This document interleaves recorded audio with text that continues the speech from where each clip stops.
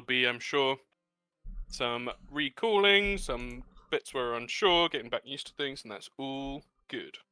It's not like we were in the middle of a really important story beat or anything, but we'll be fine. So, a little recap from last session as I have it in my notes. Last session, Morrigan made a new friend, a little furry friend, Gustav, along with Primrose, calming Gustav down with some worms. Morrigan healed his wounds, began a bond, which I'm sure will grow with time. You met on the road a trader, Bernie Pottswell, and you gave him, you spent big money, or Scrick spent big money on various faulty pots and tools, and he went away very pleased, but so did Scrick, because it added to his burgeoning junk collection. Sadly, due to you being a horse down from being attacked and ambushed the night previous, you were slower on the road, and so you were forced to take another day to get to the crossroads, your destination, to find what's going on with the light bearers. You camped for the night, and it was in fact a big night in Hespia. The first night of every month in Hespia has a celebration attached to it, and this month, Old Sin, it's the night, New Sin actually, the night of renewal. You spoke, it was some really lovely RP from everyone, so thank you for that. Scrick talked about his yearly bath, which he takes on the night of renewal, cleaned off the filth, washed it down the stream. Primrose thought about her family and worried that they might be throwing some of her stuff away, because it is a tradition in Hespia that people will throw out their old junk into the middle of the town for others to take as needed. It's a time like spring cleaning, time to get rid of the old and in with the new. Celia thought about the time she met, how she met Gwilyn, wandering in the woods. Gwilyn talks about how she kind of still feels a bit lost in the woods, but similar to that first meeting, she feels safe with Celia with her. But you did eventually get to the crossroads. Dandy managed to pick up on some tracks on the ground, and Scrick, utilizing his long snout, Isoki heritage, smelled blood. Following the trails, you came to a cavern with blood outside. You follow the blood trail in and managed to remove a large boulder in the way. Scrick squeezed through and helped dislodge some of the surrounding rubble, whilst Celia used her great strength to shift the main boulder itself. Primrose squeezed through as well. And inside you found, very sadly, the body covered in arrows and wounds, and the body of Yormag the Bastion, one of the light bearers of Lumen Village, a champion, kind of defender, kind of your traditional paladin vibe. Instead, you saw him as a slumped body in the corner. It did look like he went down fighting, to his credit. And the arrows you recognized as bearing the fletching of Jagged Filtria, another light bearer who you've uncovered seems to have great involvement with this blood cult, a Sulon sect cult, the cult of the Crimson Coin. On inspection and trying to kind of figure things out and pry some of Sigurd's armor loose so you can inspect properly, blood welled up from him and burst forth from his body, and a similar pool from behind you all, kind of trapping you in. These two great blood oozes attacked you, but through supporting each other and figuring out how to get around it, and quite a lot of healing from Morrigan, you all managed to survive. And so we find ourselves now in the aftermath of the fight. I will put us on the art for when you found your Mag's body, rather than the combat grid. But yeah, you find yourselves stood around in the aftermath of combat. Your Mag's body is still there. Celia did swipe up his a nearby sword, which actually you know to be belonging to Sigurd Stormeye, another of the light bearers. Sigurd's Sparkblade that you've swept up and used, but his armor and shield are still there on the ground. There's a pack, like an adventurer's pack nearby that you haven't investigated yet.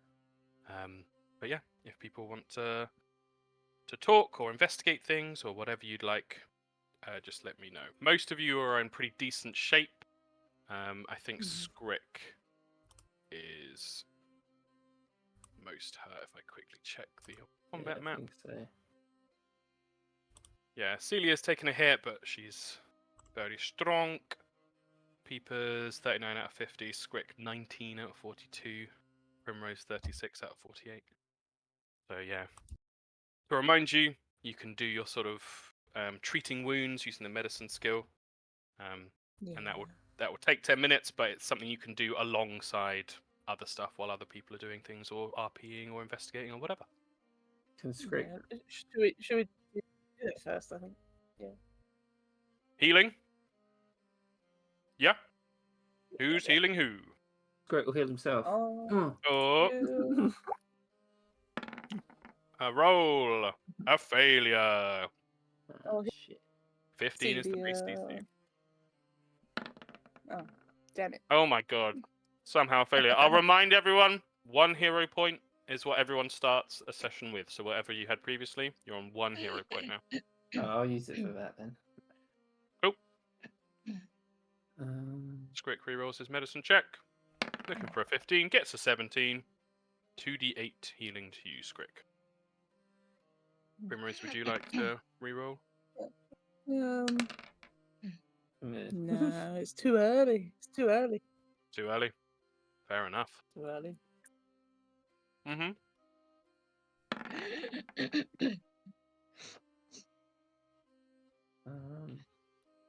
Would Morrigan like to heal anybody? Yeah, I'll heal someone. I don't mind who. She's got a stonking skill. Who would be the next most in need?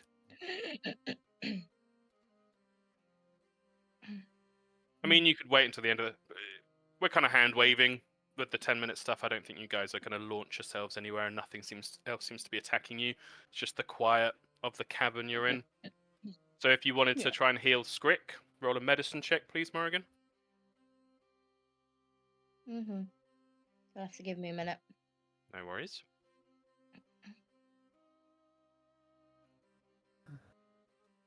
Isn't there... I can't remember if there's a limitation on the healing thing, though. It might be an hour. So you guys can tell me if you're waiting around.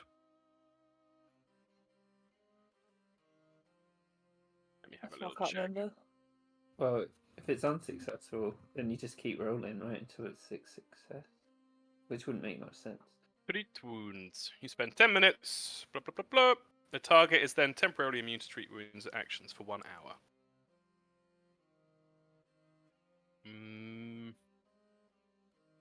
I think just in general. Because it's representing you trying to be patched up and everything.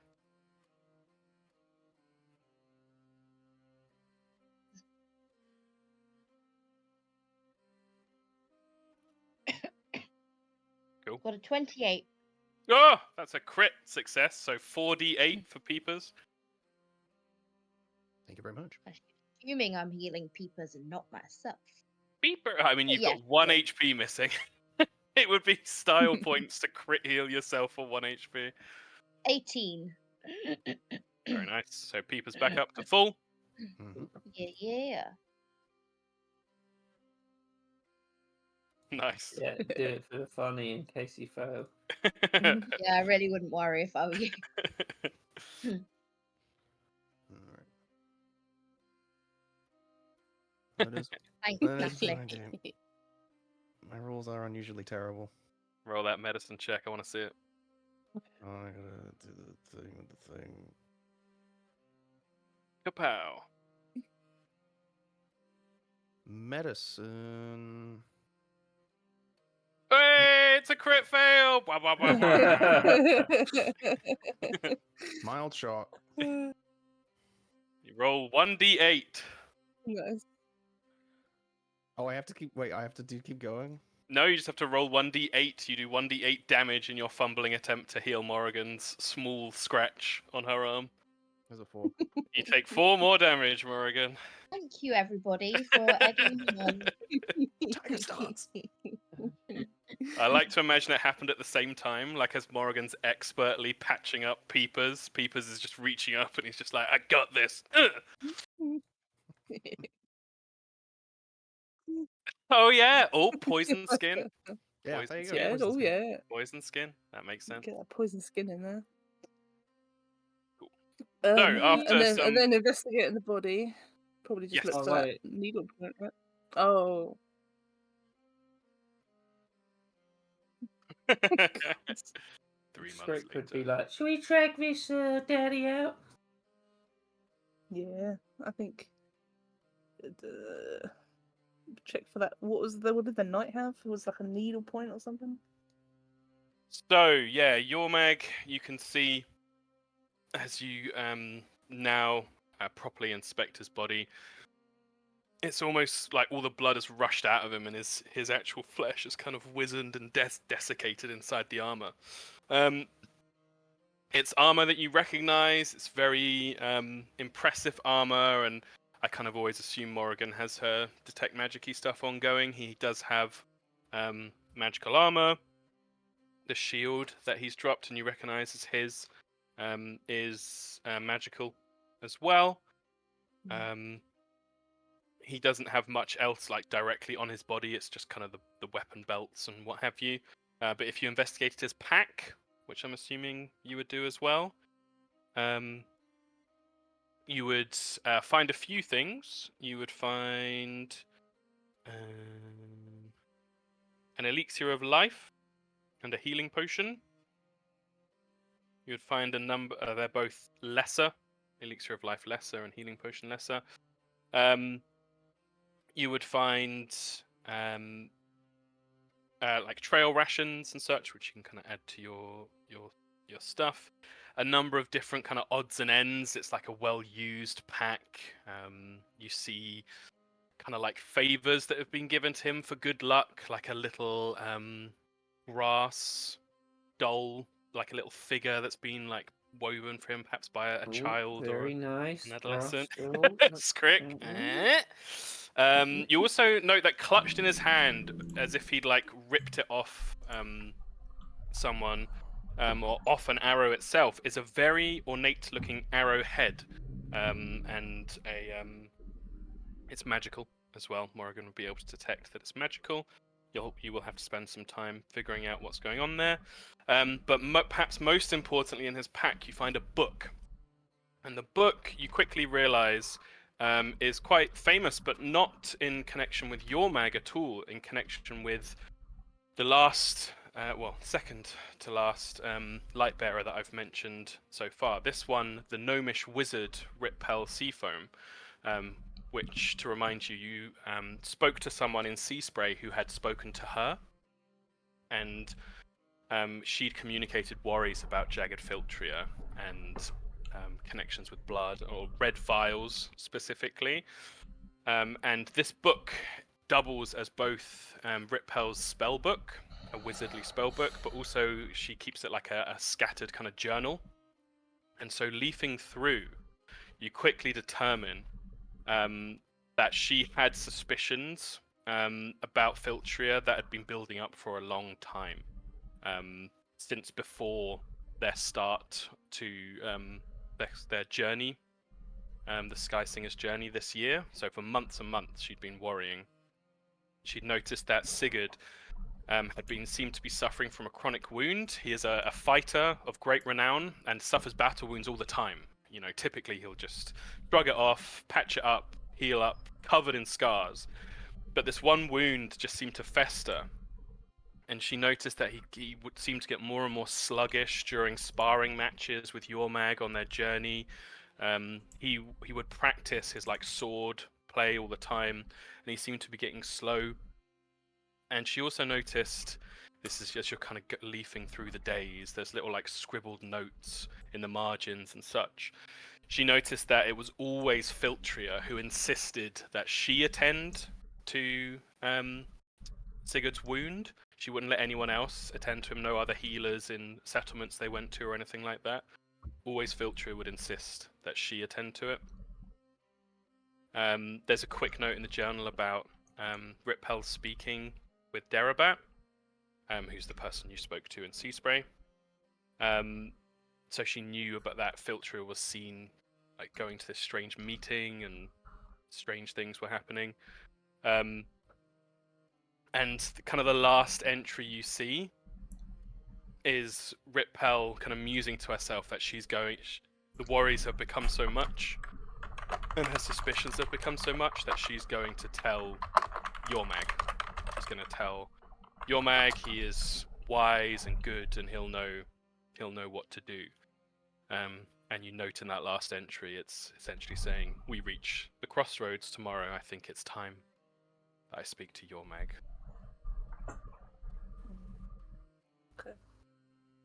Squid could look down at the dead guy and be like, "Sounds like this guy wasn't the smartest, Candle." I wouldn't say that, but Well, I would. He went out while he was injured. That's not a good idea. And you know, if a healer isn't doing a job, you tell him you do another one. I don't know why I didn't listen to his body. It's very important to listen to your body. well, I do agree. But he had a lot of faith in the light bearers, and they were his friends after all. And I don't blame him for trying to trust them. But Well, I trust my friends, but if you guys kept fucking up and hurting me, then I'll be like, fuck you, and go somewhere else. You know what I mean? I know what you mean. But you know, sometimes it can be an accident. You know, like a minute ago with you, Morgan, and Peepers. Yep. But If you had this wound quite a while and it wasn't healing up and your friend wasn't doing a good job, don't know why it went out on the road. yeah, I guess because they have no choice. But you know, because they're going to do their light bearer duty jobs. But yeah. Really ironic, but it didn't ever win. I guess we should give this guy, take him outside, throw him on the cart, and take him, up north. Celia would yeah.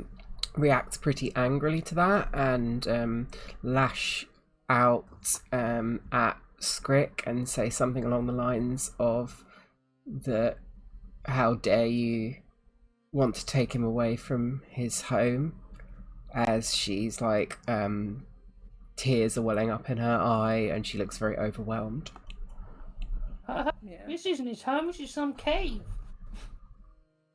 And she clarifies in terms of meaning, how dare we take him anywhere but Lumen. Yeah, but we need to go north. We can't just let him sit here and rot. Go get him preserved or something. I'm not sure what to do, but I'm sure he would like to go back to Lumen, but obviously we need to go north, and I think we should leave it up to what's the moon called again? Sina. Cena. I think we should leave it to Cena. Cena would know how to approach his soul, sort of thing. Well, it just means less work for me then, I guess.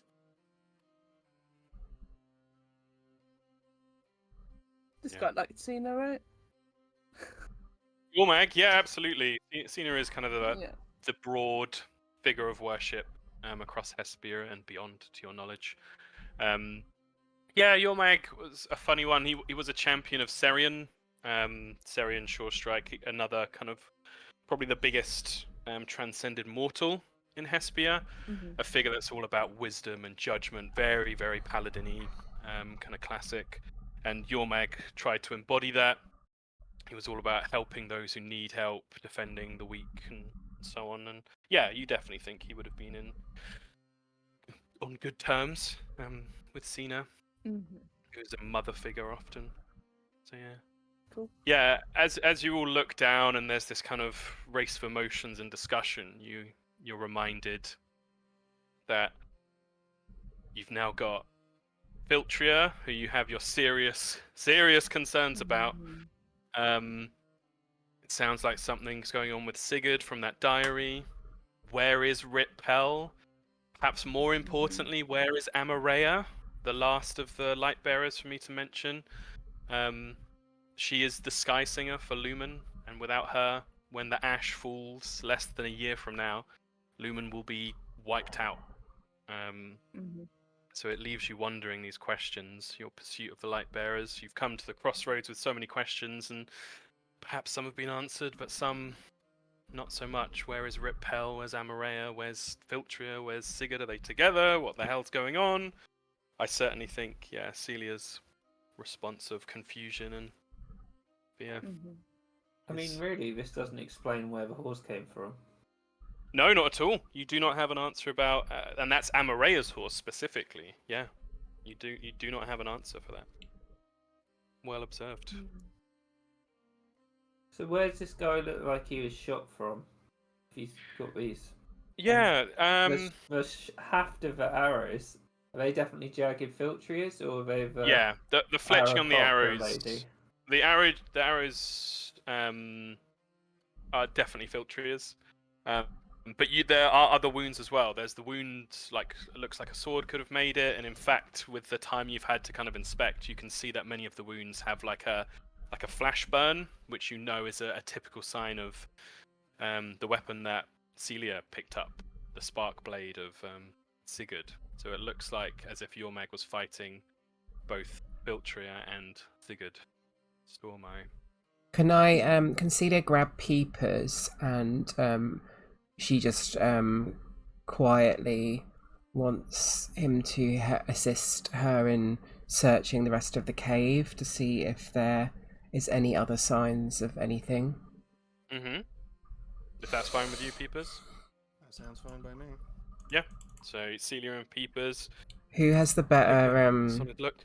perception? I think I've got a +8. So That sounds probably better than mine. One sec. Perception's on the right, about halfway down. Ah, yeah, I got Nice. +6. So yeah. is there any way G can make a check, Tom, to give me a circumstance bonus or whatever with the help action? Yeah, absolutely. I would say, unless you have another skill in mind, if you're trained in survival or something like that, I would say just use perception yourself. And if you get I'd say a 10 or above, then you'll give Celia a bonus to her roll. So wait, what am I rolling? If you can think, so at the moment I'm just imagining you kind of peering out and pointing things out to Celia as well. So that would just be your own perception check, and if you roll high enough, you will give a bonus to Celia's, and that's the one I'll use. But if there's another skill that makes sense that you want to use, feel free. But Religion. otherwise, just roll perception. Okay. There you go. Yeah, absolutely. So you get a +1 to yours, Celia. Ooh, lordy. Okay, 26. interesting. So, as you leave the rest of your party, who have kind of gathered themselves nearby, either leaning on the rocks, recovering, or inspecting the body of your mag, you head back through, and you quickly ascertain that the blood oozes now just lies this like broad puddle of thick, dark red blood that seems lifeless and uninteresting. There are blood stains elsewhere that you kind of followed before. You were already aware of that. There are no other passageways here. It looks like this is a natural cavern, and that ends here. But that roll, a little bit of Peepers, you're kind of sharply looking around Celia, and Pete, you feel a nudge on your shoulder, and without speaking, Peepers just nods you up towards the ceiling, and you notice a creature. The creature is hooked into the ceiling by its own claws, hidden in shadow. You've only just noticed it. It's looking down and surveying the area around it. It looks like it's waiting in ambush. And right next to it, because you rolled very well, you notice that a large area of the ceiling and the wall, this is kind of like in the top corner, is ready to be dislodged. and dropped down. It looks like this creature was ready to block your passage out of here and ambush you. But because of your careful investigation, you've managed to spot it first. It is humanoid-ish, but no species of humanoid that you're kind of familiar with.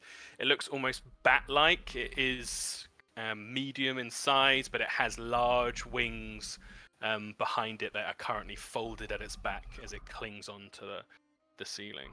God, it's Mothman. It's Mothman. He's coming to get you. This is a Mothman campaign now. Can I try and throw? How does the Sigurd Sparkblade work again? I don't actually remember.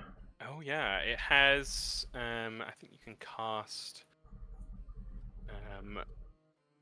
the cantrip electric arc through it. Yep, you can. Oh, it's once per day. I think you used that already. Yeah, I did. Yeah. So yeah, it's currently I will crackling with energy. chuck a cold iron dagger at it if it's in range. Very cool. Yeah, absolutely. I'll say you've managed to creep in range. With that, what we'll do is we will head back to the battle map. Get started. So Peepers will be right next to you. It's there. Everyone else is down there. The protector tree stays around, doesn't it, Primrose? If the environment's right, yeah. I think as long as it's not like in mud or Lava. No, it No, could grow in the ground. fire. I don't know how well it's going to do in a cave without any sunlight, Yeah. but God bless it. For now, it's a tree. It's trying. Okay, right. I'll move us back then. So everyone would have been arranged around here. I think everyone's health, because people did a bad job of healing and everything. That's fine. Us back onto the battle map. Sure. It's about music. Let's do this one. Okay. Where's my guy? Forgot about that face. What face? On Scrick. Oh, the dumb face. Okay. So yeah, Celia, if you want to roll to make an attack, Mm-hmm. I'll put it on the normal token layer now. I don't know if that's correct. If it's thrown, is it different if it's thrown? No, it's not different if it's thrown. Okay, so it has a throw range of 10 feet. This is 20 feet away, so that's fine. It just means you take 2 off your attack roll, but 27 will definitely still hit. For 7 piercing damage. Very nice. And with that, I'm assuming you guys are going to call out to your companions. Yes. And as you throw an attack, yeah, everyone roll initiative for me, please. What's this little face Foil on me? damage. Yeah, I couldn't find that. I think it's the stupid face that we were doing before, but I couldn't find it to oh no, I found it. There you go. It's not a thing. Nice, nice, nice. Really rolled a 3. Hey. Miss BG. Yeah. Your ridiculous initiative. Is that everyone? Morrigan, script people. Oh, I need to do my ones. Darling, I thought you never asked. Willen.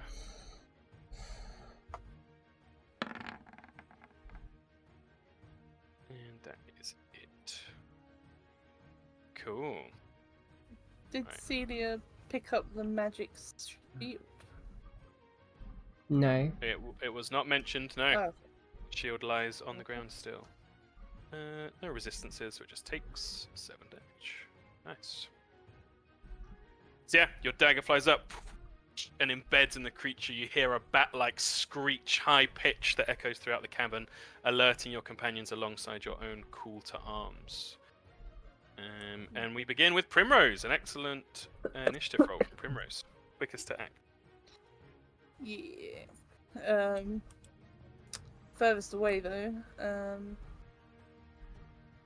She was probably looking at where's the body? Where's the body? The body's kind of covered by the. I'll move the ooze. Body's just in the corner. There.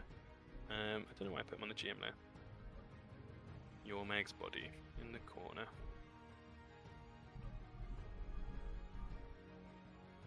So I don't know if you have much light, but if you think Primrose would have been next to the body, you'd be like here. Yeah, probably there. Yeah. Then she will hear the sounds of Celia yelling out and just run closer, I think. Makes sense to me. 30. Get to there. Bounding with a into action. dash. Yep. That's two actions. Two Got one more. actions. Blah, blah, blah. I don't Might just know want to what I run want. further or whatever you like, or activate your Yeah, I'm gonna activate my thing. element. Very cool. Yeah. Get rid of his aura. Okay. Cool. Celia. So it's Megathrone. still up on the wall. It's still up on the wall. It hasn't had time to act yet. I'm gonna say your dagger even Um, kind of like slightly pinned it into the wall. I'm going to delay my turn. Very nice. Tell me when you want to activate once more. Scrick. It will be after its turn, probably. Can Cool. Scrick see where this if it collapsed the ball, where would It hasn't done that no yet. but can he see where that could possibly be? Not at the moment. If you run up and get in range, you will be able to see it. He'd run up. Cool. Right there or further. Further up by Celia and Peepers. There. Nope. Can you see whatever it is? Not at the moment, I'm afraid. It's around the Yeah. corner. So yeah, up to you if you want to put yourself in danger so you can see where it is, or if you want to circle round. Yeah, he'll go there. Cool. You can't see it. Okay, right. Some people have moved already, but those who are still back by the puddles of blood, you see forming from the blood on the ground, almost as if they're flying out of the blood itself, caked in this red ooze. Swarms of bats come flying out towards those nearby. Oh. Let's... Which one is it? This one first. Yeah. This one's next to Gwilyn from this ooze. And this one up here comes from this one.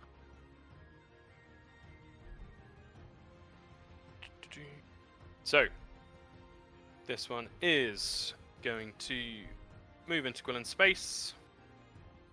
Flying all around Gwilyn, the bats descend and bite at her. And essentially what they do is they have an action called Blood Feast. It's just going to use it twice. Anybody in their space has to make a reflex save. Gwilyn, 2 reflex saves. 2. And failure and a success. Take 1d4 and then half of the second one. Nice, so 4 damage total. Nothing to worry about. In fact, let's move you to the back. And Gwilyn is now bleeding. She takes 1 persistent bleed damage. Use this red gold signal. And the other swarm, who's the closest? Primrose. Fluttering around you, swirling around. These bats forming from the blood and shooting out towards you. Again, 2 reflex saves, please. Yep. Where's my button? Reflex. That's pass. And a critical pass, which means you will not take any bleeding, like persistent bleed damage. And from the second one, you take no damage. For the first one, you only take 2 damage. Cool. 2 damage. Willen's turn. She's definitely going to run out of the swarm. She's going to run for Celia. Oh god, there's a swarm here too. 2 strides get me here. Yep, she just uses her turn running to Celia. She will take 1 bleed damage. And see if she shakes it off with a 15 or higher. No. Morrigan, your turn. A Yes. swarm of vampire bats is nearby. But you also Well- know the kind of main crux of the fight seems to be to the north, like up towards your friends over there. I'll just keep moving up towards them then, I think. Yeah. Yeah. Ignoring I the don't wanna get- distraction of the vampire bats, you head towards your friends. Yeah. Cool. So you're pretty I need to- speedy, I believe. Yeah, 35 feet is your base speed. Okay. Swift.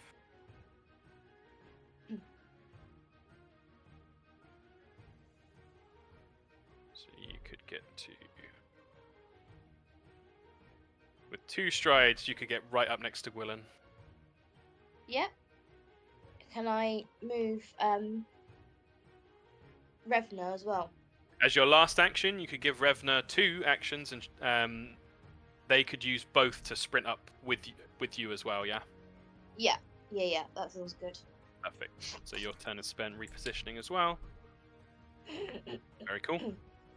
And the creature now rips its kind of leathery wing away from the dagger and dives down towards the assailant.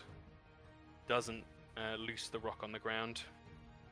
Dives down towards you, Celia, and is gonna make an attack with its claws.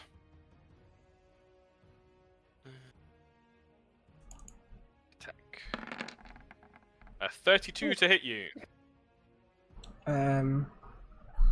I'll have to reaction.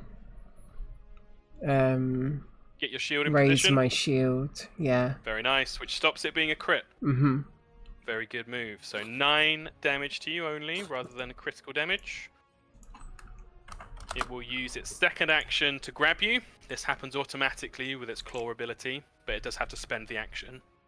So the claws rake down, these huge talons grab onto your sides and rake into your shoulder. And for its last action, it's going to use Drain Blood as it has you grabbed. Could you make a Fortitude save for me, please, Celia? Yes. Hold on, I'm just looking at my stuff. Of course.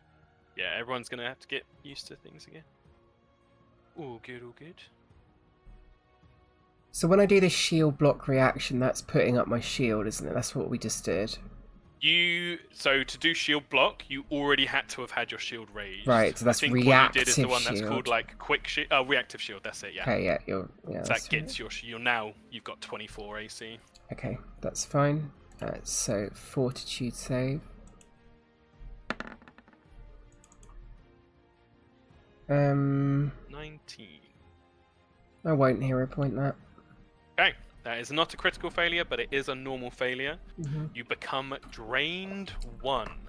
So the drained condition has a value, in this case drained 1, and you lose that many, the value of the drained condition times by your level, so you're level 4, so you lose 4 hit points, and your maximum number of hit points is reduced by 4 as well. So -4 and then down to 60.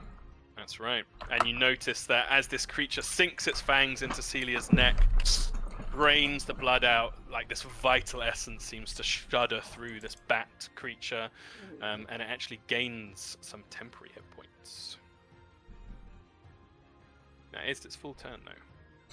I would like to take my turn now. Ah, yes, very good. I will move you in the initiative order. Good use of delay. Your turn. Go ahead. Just looking at my abilities.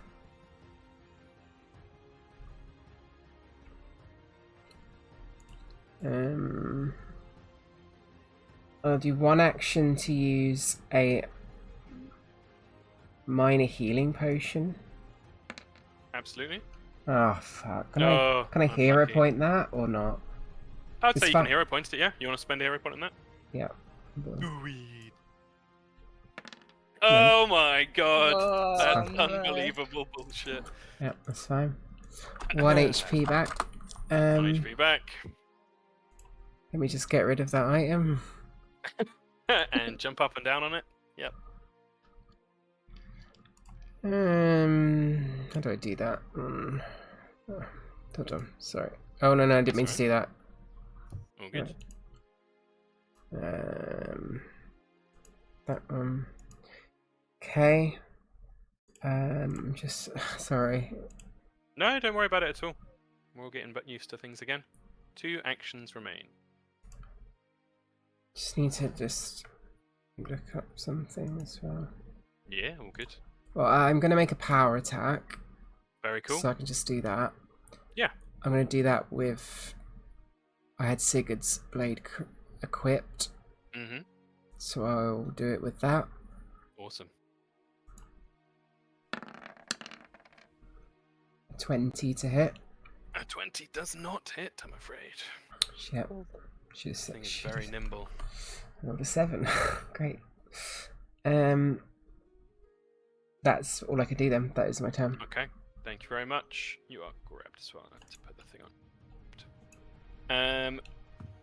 Another swarm erupts from blood ooze on the ground. And,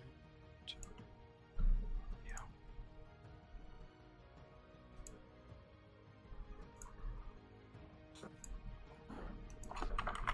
Gone. So, fluttering up behind you, Primrose, though I don't think it's going to get to you in time. This round, you see another swarm flying. Oh no, yeah, it can get to you. Whoa. You're now got 2 swarms circling and fluttering around you. And it only gets to use to do 1 action. So another reflex save for me, please. Yep. And then it will be your turn, Peepers. Reflex. Oh, another critical success. No damage. You are just like ducking, dodging. Maybe you're thinking of all the little pillow fights and throwing vegetable fights you had with your siblings. You're just like, ooh, ooh, ooh, jumping and bouncing around. The bats can't get you at all. Amazing. Nice. Peepers, your turn. You got it. Alrighty. I have to stance up, I'm assuming. You Or do am I not have still this. I mean, the thing is that Celia made the attack. You kind of would have had a surprise action as well. So I'll say, yeah, you have your stance up already. You're in tiger stance, ready to fight. Okay. Let's see here. Nice. So I used all of my whatchamading-dongs last time. You did. My You lay on used. hands is. Yes. Okay. I guess for starters, I'll just move here. Very cool. Actually, lay on hands. This is a nice reminder. Actually, lay on hands is a focus spell. You would have been able to in the kind of time when people were investigating and stuff, spend 10 minutes refocusing. So actually, you'd have your 2 focus points. Okay. So if you wanted to lay on hands, you could. Okay, cool. Thank you. 2 out of 2 focus points. Roger that. Alright, well, I'll flurry of blows at the whatchamading-dong. Hell yeah! 2 The attacks. Sabaton. Wacha, wacha. Oh god, which button is it again? Yeah. Let's experiment. Oh no. That's a good point, actually. I forgot about my good berries. No. Not the good berries. I think it's. I think it's the one that says Tyclor attack Okay. in big letters. Yeah. Woo! 29. Not a crit, but a good hit. And number 4 2. slashing damage. Well, that's good. That's good on the second one. You slash through, dealing some damage. You see blood oozes from the wound. The creature shrieks at you. One more action. And I will lay on hands Celia. Very nice. So, one action. So, from the slashing strikes, the Tiger Claw strike on the creature, it's almost like you're taking the blood back that the creature stole from Celia. The hands move over to her, and you restore 6 hit points. And Celia gets +2 to her AC for 1 round as well. Nice. Plus 6 hit points. And plus 2 to my AC. Cool. Alright,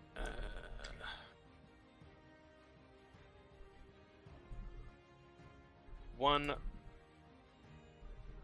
last swarm emerges from the blood on the ground. It does seem like these swarms have Oh my used God. up the remains of the blood ooze on the ground. There's no more blood there now. This one is going to fly up, and seeing as it can get over lots of people, it's going to do that. And move to the back so everyone can see their tokens. But Gwilyn, Revna, and Morrigan, you are surrounded by these vampire bats biting at you, striking down at you. Could I have you make 2 reflex saves for me, please, as they do have 2 actions remaining. I'll do Gwilyn's one. But 2 reflex saves from Morrigan, please.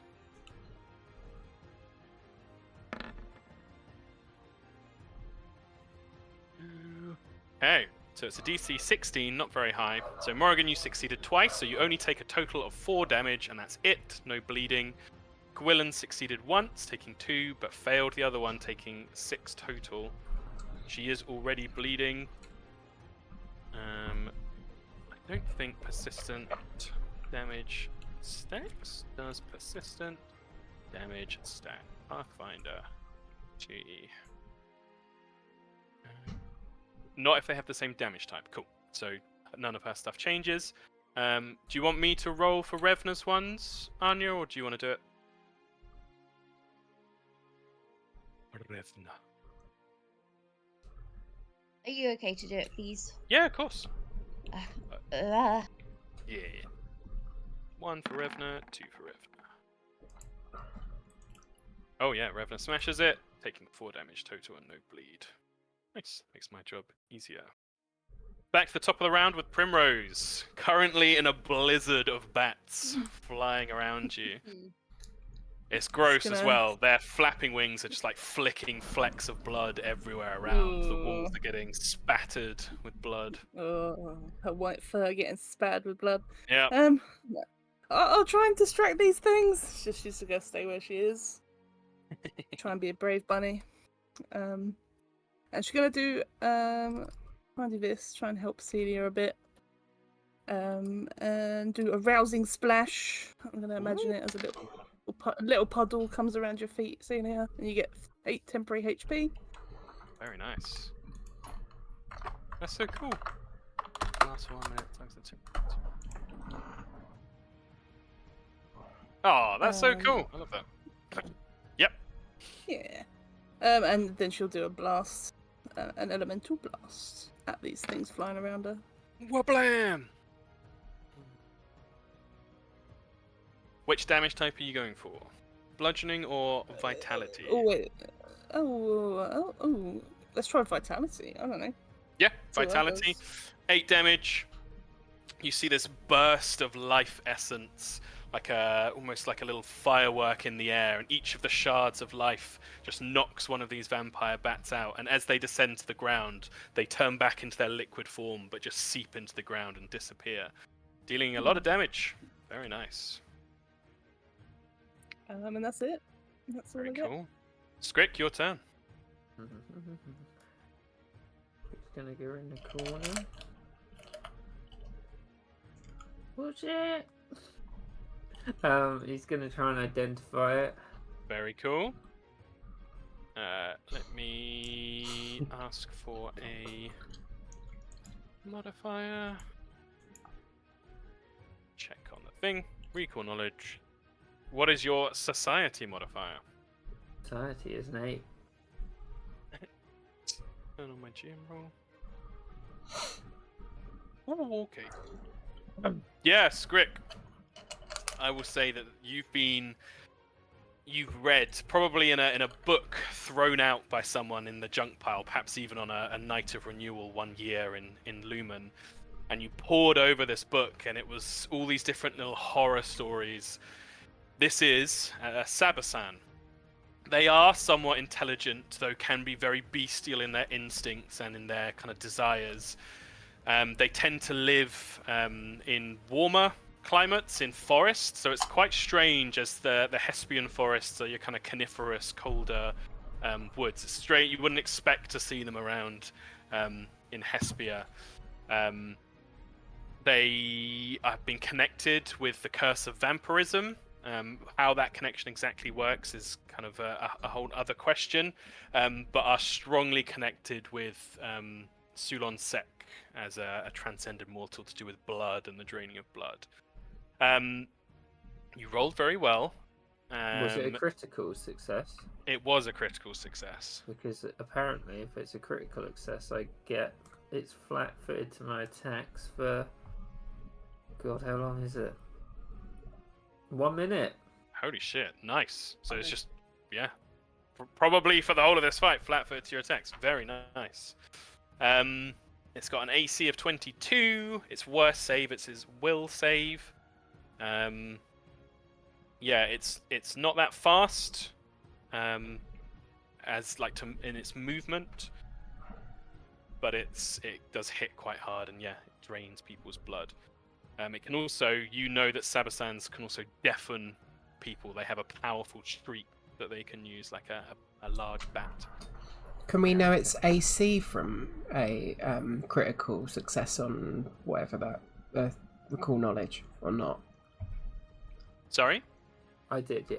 Are you able to learn its AC from me? It's 22. Yeah. 22. Sorry, I missed that bit. Sorry. That's all right. Yeah, 22.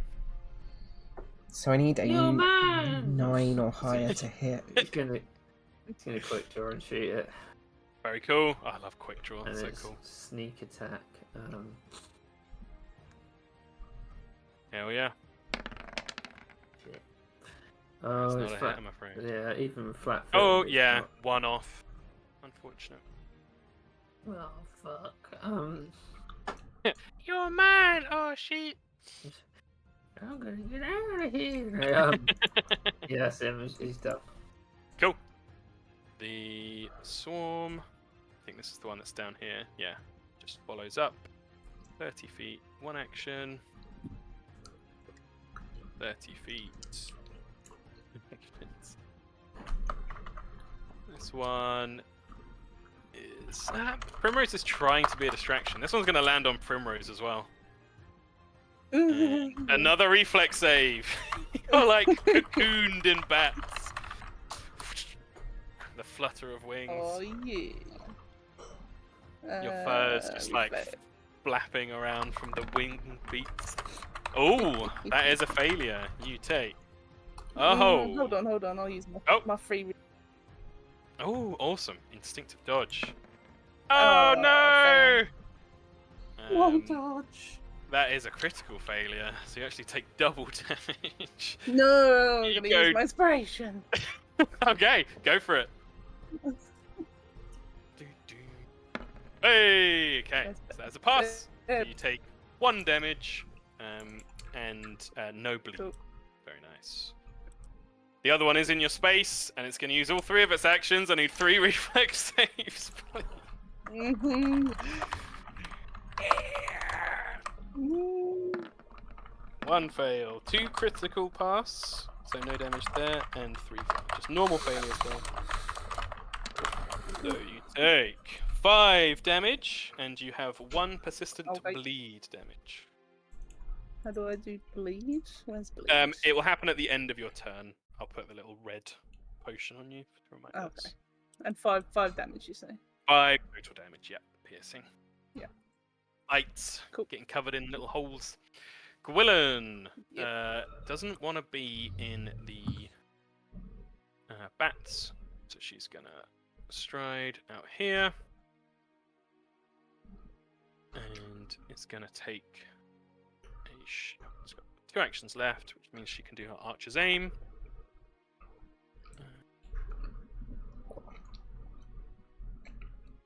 So she will do a short bow aim strike. Does not hit, unfortunately. Morrigan, your turn. Could Celia ask Morrigan to cast some kind of buffing spell on her so her attacks are more likely to hit? Of course. You cool out. We're going to need some help. Morrigan, you have lots of buffing spells left at the moment. Yep. You have Bless you could use. Yep. Bless is real good. You want to activate Bless? Is bless or guidance better?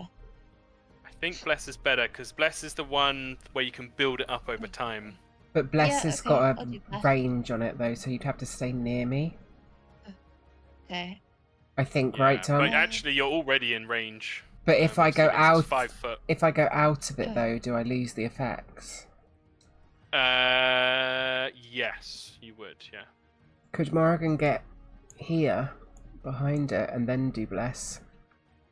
You could. Yep. Because then maybe I can, Nope. then I can get behind it there and flank it with peepers, Oh yeah, nice.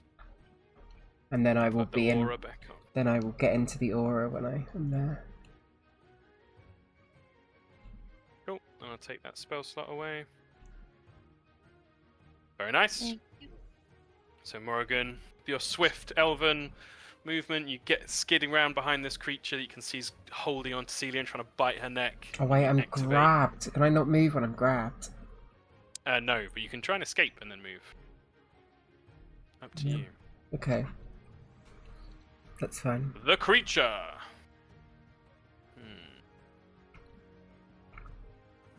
It has you grabbed.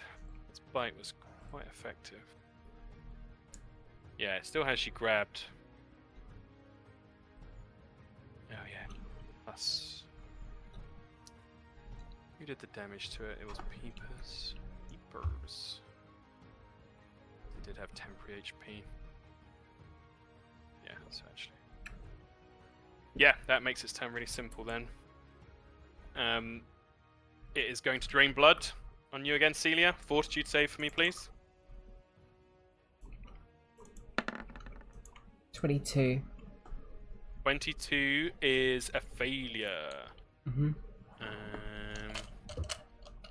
Oh, interesting.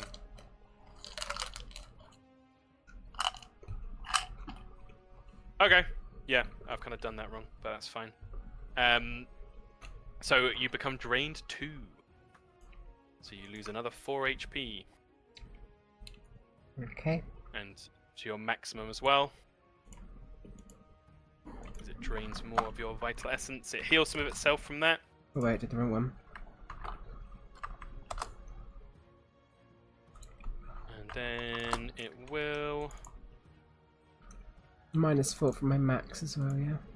Yeah.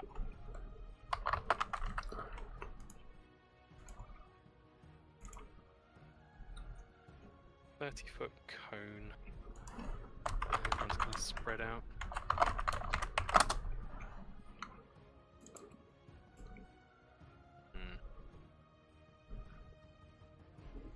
It's just going to make a Jaws attack, I think. Biting down. Celia. Hits, but it's not a crit. Okay, that's good. So 11 damage, and you are now bleeding for 1 damage a turn. Persistent bleed damage. I'll put the little red potion on you again. No, there's a blood one. Oh, very nice, sorry. Excellent. And I'm drained 2, correct? I can't... Oh no, I can. You are drained 2.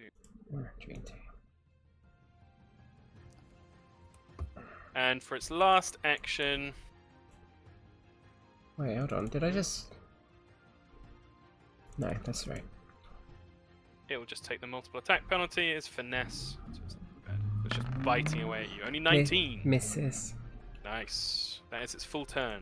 Your turn, Celia. I'm gonna try and escape first. Very nice.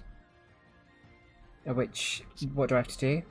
It's either athletics, acrobatics, or your unarmed attack modifier, whichever you prefer. Athletics. 24 will probably do it. Let me check. So it'll be against its. Yep, 24 does it. You break free of its grab. Then I will move round to here Very nice. for all my movement, and then Yep. I will take an attack with it. Hell yeah, it's flat-footed to you because you're flanking with peepers. So I think I need 16 or higher for a crit. And you got a +1. Holy shit, 16 or higher. Yeah, Yeah, it's a it's a crit, crit. baby! Roll the critical Nice. damage. Wablam! Plus it Very does it do extra? No, that's just the once per day. Never mind.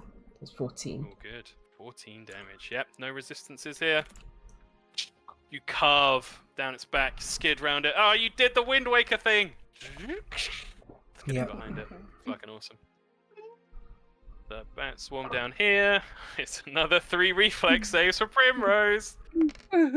Yep. Oh, I'm rolling very bad on the damage at least. 1, 1, 3. Reflex. 3 reflex. Dodge, duck, dive, dodge, pass, crit pass. So 1 damage, and then the last one, unfortunately. So 4 damage total. Peepers, your turn. Alrighty. Let's see. Old PP. Oh, Get him, goodness. PP. You have flat-footed against it because of my flanking, so it has -2 to its AC. If that Yeah. makes any difference to you. That does. Thank you. Let's see. So the multiple attack penalty is only if you don't that's only if you attack the same person multiple times, right? No, it's your attacks on your turn. It represents you having to Okay. expend Okay. more just energy and such. Yeah. Gotcha. Gee. Well, I'll just move here. Just so It's a good point, actually. Yeah, You're you flanking there. still get it there. Either yeah. way. that's 1, and we'll. Oh, things bugging out. All good. Flurry of blows on the thing. Very nice. Singular goober. Its AC is lowered to 20 because it's being flanked. 20. Good lord. 13. Yeah, this thing's pretty nasty.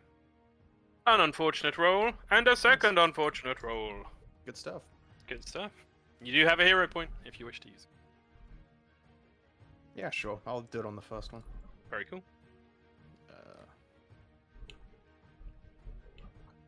Yes. Great. 20 hits. We're talking big damage. The big damage. Give him a little scratch. Very cool. Alright, and I'll take a third attack at the swarm of bats, because why not? Oh, very nice. Check their AC yet. You flail in the air. Fucking bats. You got an action left. You No, can that's try it. and intimidate it. You can that's knock it everything. down.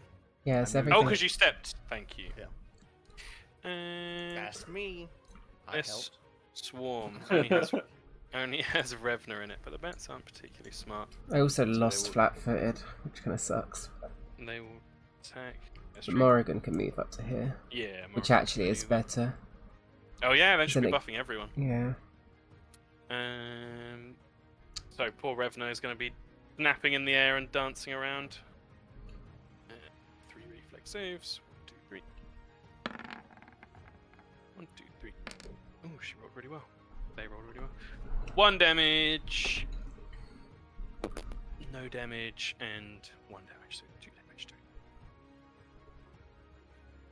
And bleeding. Cool. Primrose.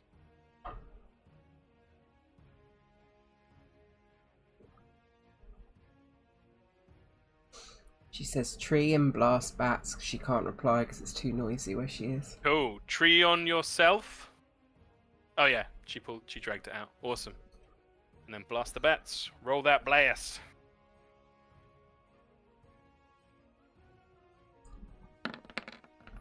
20 definitely hits. And I'm going to assume you're going with Vitality again, as one of the sets of bats is completely destroyed. Very nice. At the end of your turn, you will take 1 persistent bleed damage, down to 23. I didn't take that, Tom. So. Oh, okay. Yep, just take 1 and roll a d20. If you get a 15 or higher, your bleed goes. Same for you, Primrose. If you could just roll a d20 for me. 15 or higher, No. bleed stops.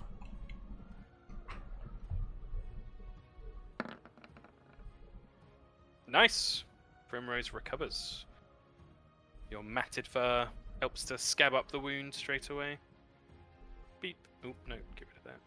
The red potion.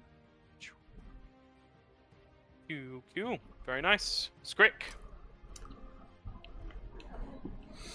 Go there. Gonna battlefield medicine Celia. Very nice. That's a success. 2d8. I think so.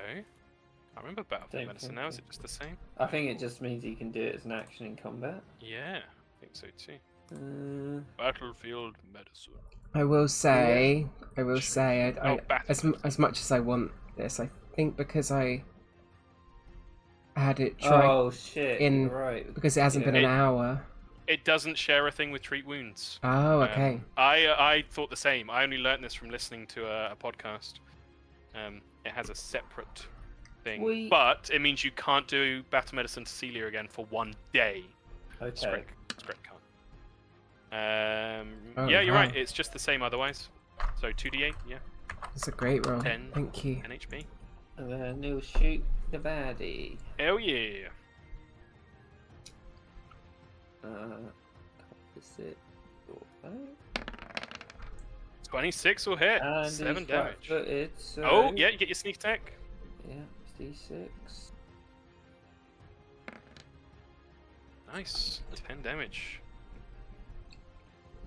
Right in the joint, one of the wings. Arrow strikes in. Can he see where this rock fall might have been? Yeah, absolutely. Having run up to kind of survey the situation, you can see that it was up. It was going to cover this gap in the rocks here. Okay. Scrick will then shout out and point. Everyone get over there, and we can trap these babies in. Cool. This swarm down here is going to go for Primrose.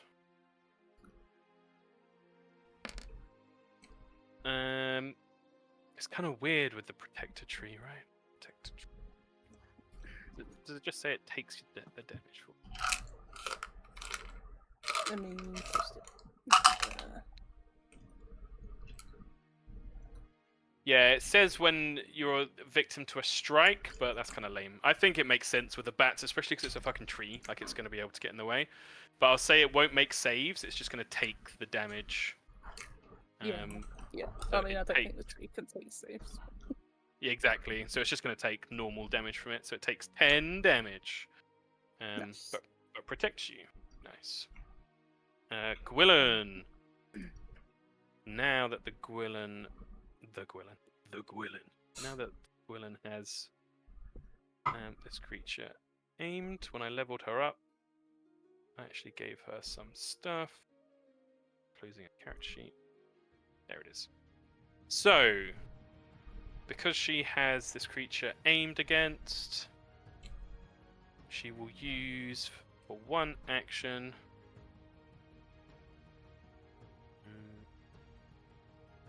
Wait, does it make more sense to do it like that? Okay. Sure. She's going to use her Archer's Aim attack. And then use her new ability, which is Rapid Shot. So she just fires 3 arrows. The first one as an aimed strike, which hits. And then the second 2 as quick strikes for 1 action, which doesn't hit, unfortunately. But the first one does hit for 6 damage. Nice. Whittling it down. Oh, I forgot Temporary HP. Cool. Morrigan, your turn.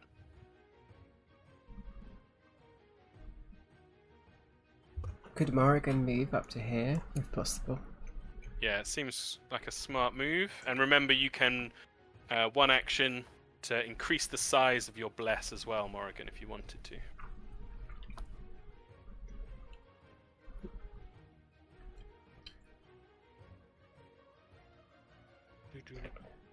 Morrigan!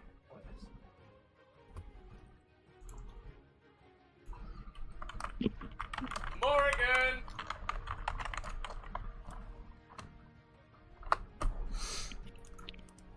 You know, we're back playing Pathfinder when Anya's fallen asleep during combat.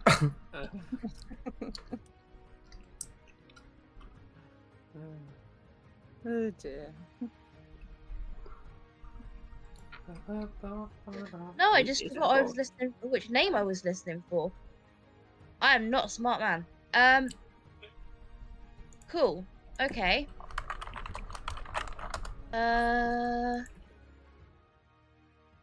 Could you go should I here? do? Celia kind of called out for you to move up to here. And remember that you can use an action to make your bless bigger. Up to where? Sorry. Above the creature there. Okie dokie. Yeah. So that's And one I'll action. yeah, I'll do the blessed thing. Make bless big. Where is it? You and your allies once per turn. It's a single action. Yeah. Cool. You actually have one action left if you want to, I don't know, stab it or something. Or Sure. command Revna to move. Revna's currently being attacked by bats. Fucking Yeah, roundhouse Revna kick can it. If Revna comes up here, she'd get benefits from Bless as well. That's true.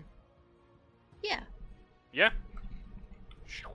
Revna comes loping out of the maelstrom of the bats and attacks creature. Revna can't grant flanked, can he, Tom? Yeah. Oh, he can. It's an assailant. And because flat-footed, the damage goes through. 8 damage. Job Rev. And yeah. Very nice. The creature doesn't much like that it's surrounded, and its target got 3 of its attack. So it is going to it's going to move. So it is going to fly over people's heads. Can I take an opportunity attack? Absolutely, yeah. It's cramped enough in. It's right next to you when it starts moving. Anyway, so yeah, go ahead. That's Oh yeah, and that's a crit. Nice. Yeah, it's a crit. Jeebus. 18. Oh shit! Yeah. As it Fuck!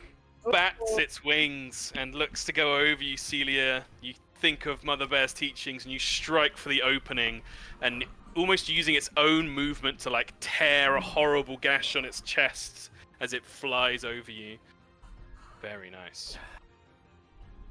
It gets to here. It is going to try and go for Scrick though. Oh, he will use Oh, his reaction oh, to nimble dodge for incoming attack. very nice. +2 to your AC. So it will go for its claw attack. See if it can grab you. It cannot! The critical failure.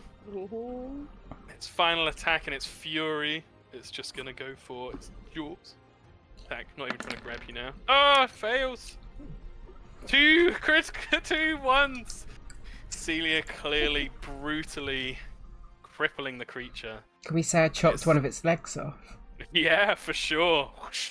It just lands in like a fumbling mess of gore and desperation as it bites towards Scrick, and Scrick, you just scooch back and nimbly dodge out of the way.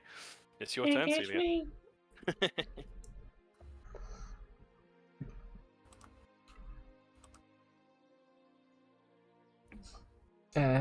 Is it my go? It absolutely is. Go on, Celia, fuck it up. I'll move to here, Yeah. Yep. and I'll make an attack. I'll make it... No, I won't make it a power attack. I'll just do a regular attack. Got it. That's a crit. Oh wait, no, it's not No. flat-footed. Not flat-footed. Not flat-footed. Not a crit. 7 damage. But I will make a second attack. Very cool. That's- Oh my god! Fucking hell. Tell me how you finish this creature. She actually jumps up at it, and like there's a bit of bone hanging from the chopped off leg still, and she, like, you know, there's that little hole in your bone area, and she grabs that and then pulls and like uses that to pull it down to the floor. Yep. And then she just shouts to Skrick to duck, and then does like a back spin with her sword, and then cuts off the head of it. And Skrick just goes woo and ducks, and she cuts off a single strand of hair from Skrick's head as he does it. Grick would also catch the head, and he's like, "Man, now." Incredible. Hero point to Celia. Thank you. Fantastic. And with that real threat dealt with, you see the other bats just kind of screech, and each of them, as if they've just gone completely wild and frenzied, just slam into the walls, the ceilings, the floor, each leaving this horrible mess of blood that then seeps into the stone or the gravel of the floor and disappears entirely. And with that, combat very well handled. Rose just stands there in a bloody like. Ugh. Has anyone got a towel or something?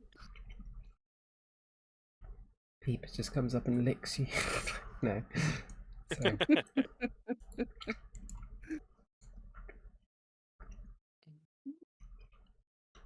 Oh, well, I'm glad that's over. That was scary.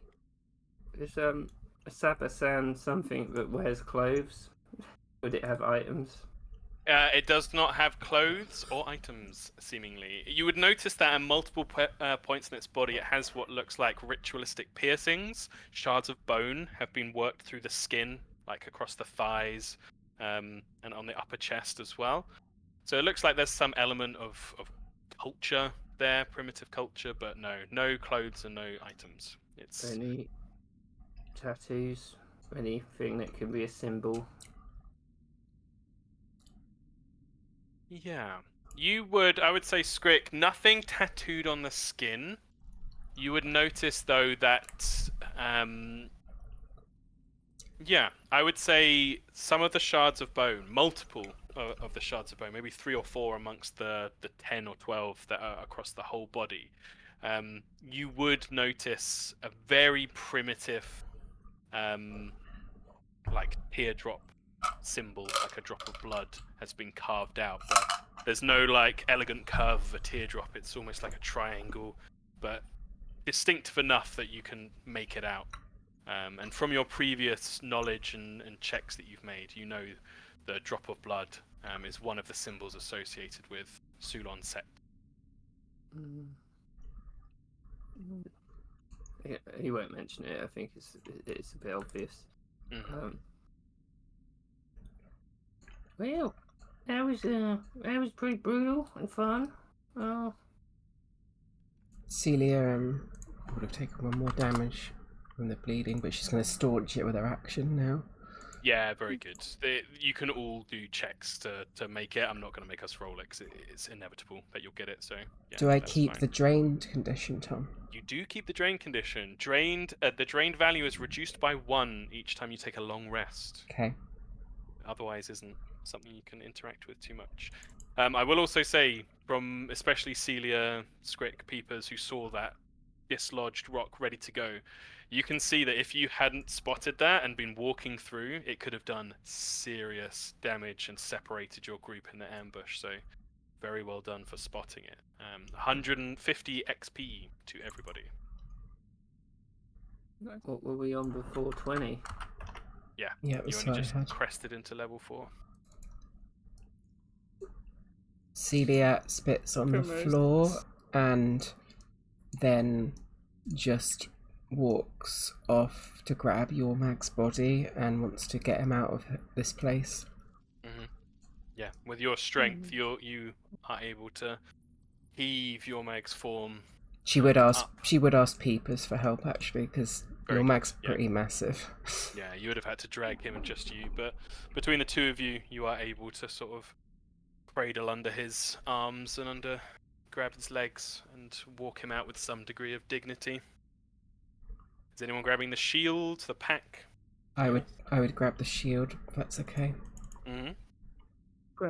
Probably grab all the things, to be honest. Yep. Very good. Do I need to? Primrose just walks Sorry. behind you with a staff of water above her head, like a shower. Do I need to identify the shield at all? I will say, make a crafting check for me, Celia, with your experience in your mother's smithy. Okay, rafting. Could I make a guild law check? Yeah, absolutely. It's no different, but I would never get to use that skill, so why not? Yeah, very cool. I got a 13. Yeah, 13's enough.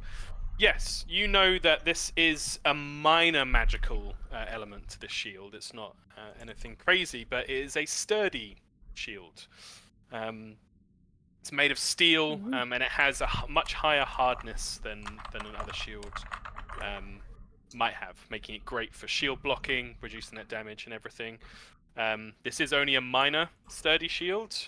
Even a light bearer like your mag, the money needed to get some of the greater enchanted sturdy shields. A supreme sturdy shield costs 40,000 gold pieces, for example. But a minor sturdy shield's worth about 100 gold pieces. It has a hardness of 8, HP of 64, broken threshold of 32. So I will very good shield. equip that. Very nice. Very And nice. then if anyone wants my old steel shield, then they can have it. No. Shields are great in Pathfinder. You don't need proficiency or anything like that. Anyone can wield a shield. Yeah, I need a wooden shield. Mm-hmm. Maybe Morrigan? Yeah. Morrigan, steel shield. Cleric with a shield's pretty classic. Yeah, I can do that. Very cool. I'll delete it Into from inventory. Once everyone's out, Grick wants to collapse the cave. Roger that. So, I better make sure no one else gets in here. It's pretty bad. Yeah, it's not really a pretty sight in there. Oh, could I have collected? Are we sure we? Could I have collected my cold iron dagger before we left? Oh, of course, yeah. Not a problem at all. You're under no pressure. As long as we're sure we've found everything we think we should have found. Any clues of where anyone else might have gone, for example? Yeah, very Or good. if they were in there at all? Yeah, I'd say with your defeat of not only the blood oozes but the Sabasan, something interesting happens with the blood trails. It seems like some elements of the blood trails weren't actual like blood trail from someone dragging. They were magical, cursed, or whatever you want to call it, enchanted blood, and they have melted away as well, leaving a much clearer, less messy trail, both in the cavern itself and outside. You can clearly see the markings where your mag was dragged. There isn't the kind of copious amount of blood that you saw before, which seemed so like horrific. And outside, it actually has led to a split in the trail, and you can see that rather than drag marks, some bloody footprints, which fade kind of just into footprints. It doesn't look like these people were continually bleeding, but their feet got caught up in the blood. Head off to the east on a trail that you know heads towards Windgrasp Tower. If anyone would like to do a survival check to try and discern who the footprints might belong to, feel free. Yes, please. Anyone trained in survival? I'll give it a go. Yeah, anyone trained in it? Very nice. Yeah, so peering down at the footprints, between the two of you, you're kind of standing there and pointing them out. And with the nature of the light bearers, with the fact that you guys know who these could belong to, you manage quite quickly to pick out that it looks like a pair of very small feet, gnomish feet belonging to Ripel, and what looks like a quite thin set of boots, perhaps Amarea, were running off together, and it looks like they were pursued by Filtria and Sigurd. Sigurd. Yeah. Oh, okay. I definitely think we should go that way. I know we're going north, but I think we should go that way first now. Celia nods. Um, Celia wants to start. And- Because what happened to your Mag's body again? Didn't the blood come out of the armor or something? You said. When you first inspected it, the blood almost erupted out of the body, and the body is Mm. now kind of desiccated, almost like mummified. It's quite Okay. gruesome. I want to strip him of his armor, Mm-hmm. and then cover him in some kind of blanket or something from our. Of course. Yeah, respectfully, so, you, in a resting repose. What armor did he have, Tom? He actually had pretty good armor. He had. Where is it? He has enchanted Thanks. heavy armor. Where have I put it?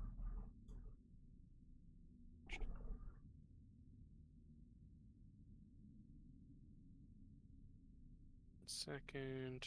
Yeah, it's in the heavy. Yeah, so he has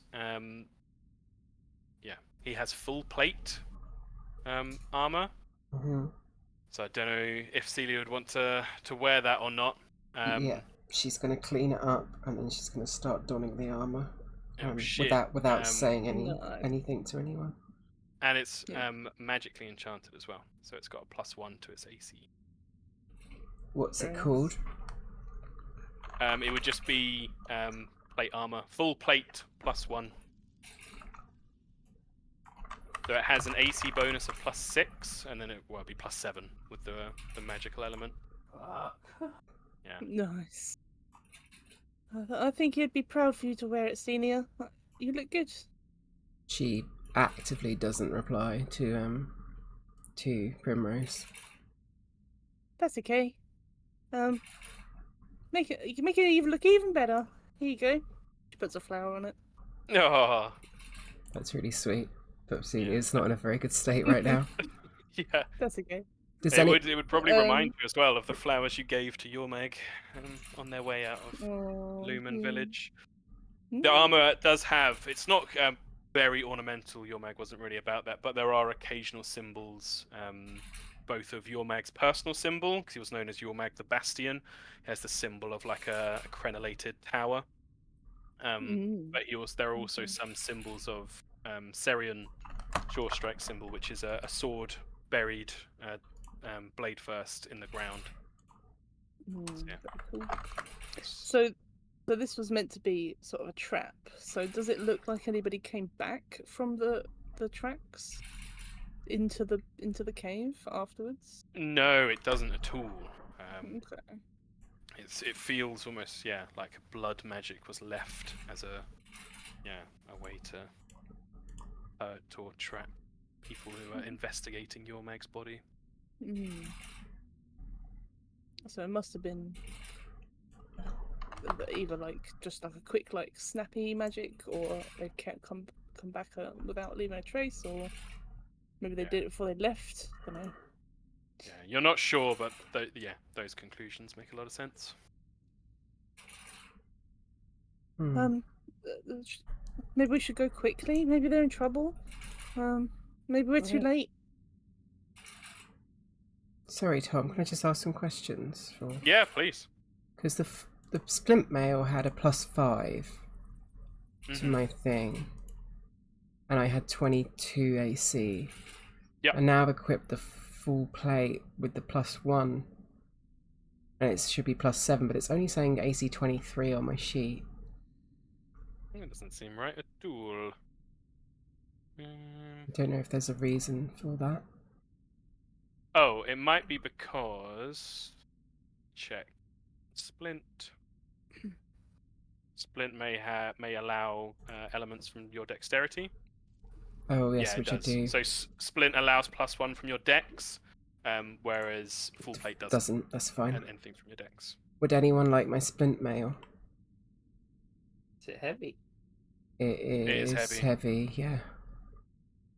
Can Morrigan wear heavy armor as a cleric? Actually, is it heavy? Sure. I don't know if it is heavy. It is in the heavy class of armor. Oh yeah, no, it is. You're right. Yeah. Sorry. I think it depends on strength of Morrigan as well. Yeah, it needs a minimum of 16 strength. Morrigan has a strength of 10. Yeah, she can't wear it without being massively fucked over then. That's fine. I'll put it on the cart then. Does your AC with the shield raise 25? 25, yeah. Chunky. It's pretty cool. Nice. Very nice. Yeah, you are at a crossroads. Blah, blah, blah, blah. Do you want to go east to pursue the light bearers? Do you want to go north to pursue the can I have a look cult at the map? activity? Yeah, of course. East one.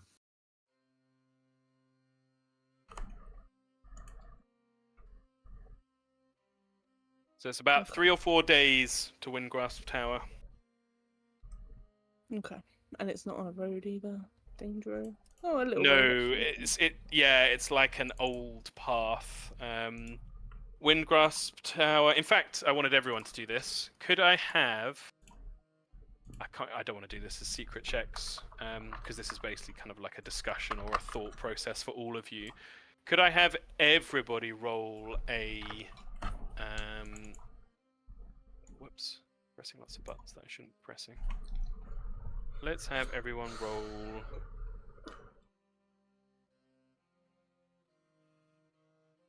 Society for me, please. Society.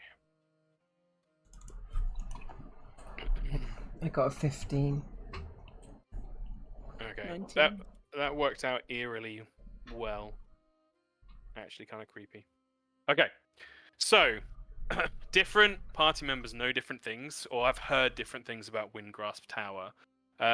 Lumen Village is particularly susceptible, as small villages often are, to rumors and oral histories, stories that pass from ear to ear. So each of the Lumen folk, except Morrigan, well, Primrose probably have a little bit more. You've heard stories of Windgrasp Tower being cursed, being related to a tragic story of lovers who fled hateful families in Crucible, fled south to this tower. There's elements of the story, but essentially one of them fell from the tower, and the other cursed their spirits to be entwined there forevermore. And they say you can still hear her screams, the rushing of wind around the tower to this day. Peepers, being from elsewhere and having passed through a big city like Crucible, would be aware of Windgrasp's nature as like an old. It was like an old glorious kind of thing. So you'd have people in the city who'd still talk about like, oh, Windgrasp Tower. If someone would just like put the money in to make it big and amazing again, it was like this incredible height of civilization kind of thing. But that's probably all you've heard of it. But Morrigan, who rolled the highest, you know of Windgrasp Tower from your time in Rain on the Roof and your kind of heritage as a ex-eternal elf. You know Windgrasp Tower to be closely connected to the elements, to the Kiad Shore, the nature spirits of Archivia. The stories you heard in your village were of it being a very special place, blessed by two of the Kiad Shore who are kind of intertwined there. Sleekwing, which is the Kiad Shore of animals that fly, birds and creatures that fly, and High Gift, which is the Kiad Shore of kind of weather and the heavens above. And it was a place that was a celebration of life. Species gathered there. They had this huge ancient tree that had bloomed and flowered and thrived there over many centuries and was a home for all these creatures. And this kind of, you'd see beautiful birds in kind of migrations that would nest there. And it was an incredible place before the tree was cut down as a place of practical importance. The kind of tallest hill in the foothills of the Bodkin Mountains that a greedy lord of Crucible wanted to build a great tower on for himself.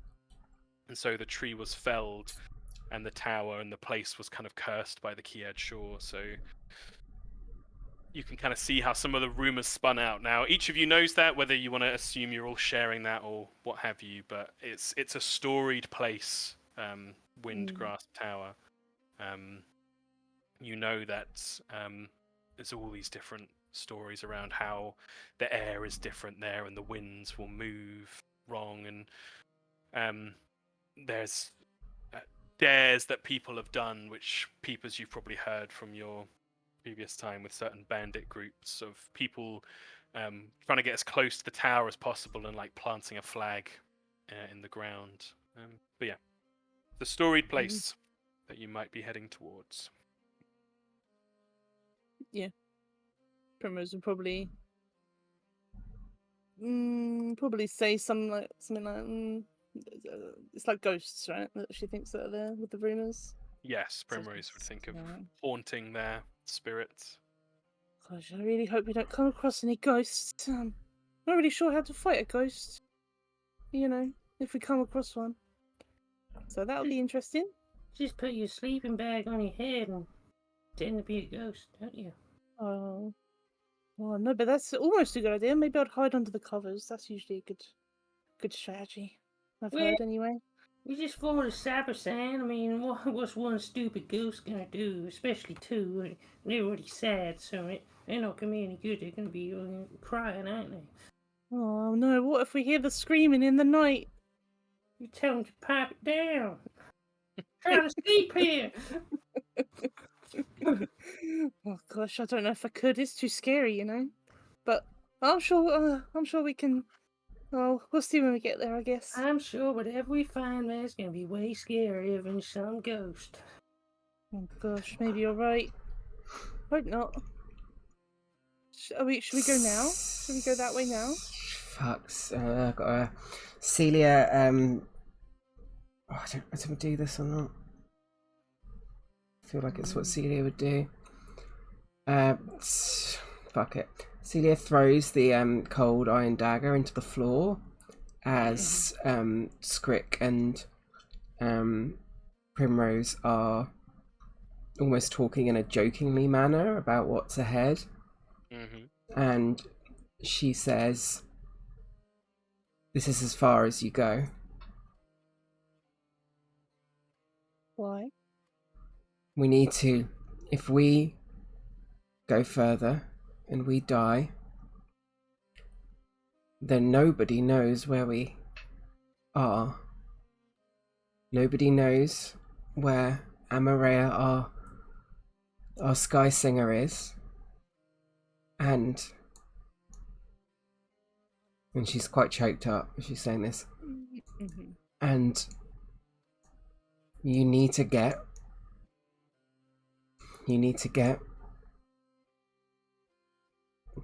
my Gwillem home safely. I can't protect her where we're going. And you need to bring your Mag's body back home. Take it to Mother Bear, and she will know what to do. I will go on alone with Yormag's armor, with his spirit, and I will try and delay them, whatever they're doing. I haven't got any objections except, you know, those other two died, and you're just gonna walk in there and die yourself, and, it's been this way a month. So we either all go one way or we all go the other, that's what I think. I agree with Skrick. Celia, you're really strong and you're really brave, and I'm sure that your Mac would be very proud for you to wear his armor, and I'm sure he wouldn't agree with you going alone, and I don't agree with you going alone, and I want to be brave as well. Do you not hear how you both talk to each other? You talk like children going to visit a castle on some holiday. This isn't that. This is so much more than that. You aren't ready. You're right, Celia. I didn't sign up for this, so if you decide to go in, I'll go in with you. But if you want to go home, Monty's home, I'm ready to go home, you know. Well, actually, I want to stop off in Sea Spray. I don't want to go home. I want this to be solved. I want to help. This is what I did sign up for. And you're saying that we're childish, but we're just trying to get through.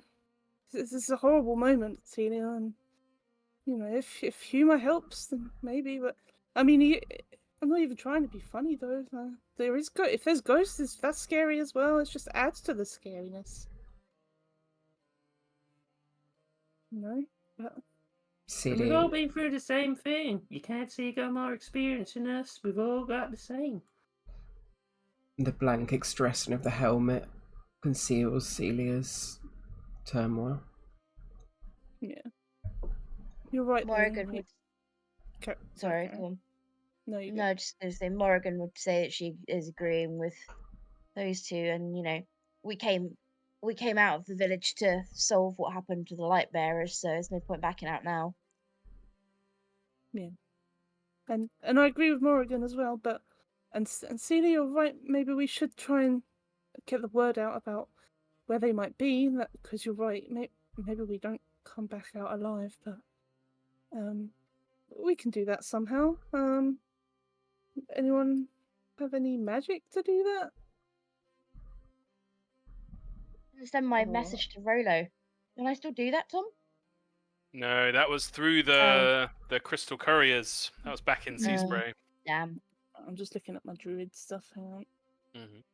And also, Mama Bear never made anyone leader here, so we each make our own decision. Yeah. If you're going, Celia, I'm coming with you, and we can all be brave together.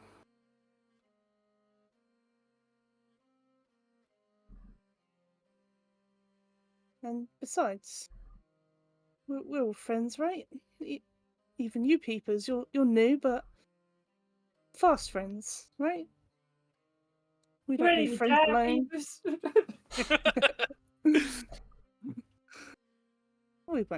We won't die. We're gonna do well, I think. Especially with your mag spirit with us and his armor and everything. Yeah, I imagine Peepers is thinking, what the fuck? Oh, what's going on with these people? Yep. But been working well together. Peepers got some thoughts. Yeah, the magic stuff's interesting. Something you could do, Morrigan, that I thought of, but it would come with risk. Okay. Is you could send Revna back towards Lumen. But Revna can't communicate. Revna cannot communicate. So Yeah, you need hold a letter. you need to attach a letter or something to them. How about we just call it quits and send Gustav, because none of us are emotionally attached yet. Bye, Gustav. That just sounds like he'd be sitting there eating worms, and you're just like, "Go on, Gustav, go on, you can go back." And he's just there. He doesn't know where the fuck Lumen is. He's never been to Lumen. I draw him a map. A map of worms. Just get like a little belt with a fishing rod with a worm on the end and point him in the direction of Lumen and just hope for the best. I'm not gonna lie, I'm getting real trouble trying to get these worms to stay still on this map. But yeah, you could send Revna, and there would very much be a chance that Revna fully makes it. Revna would probably try and Revna wouldn't travel the roads. Revna would cut through the forest and stuff, but it would take time. God, there's so many bloody druid spells. There must be one that does the thing I want.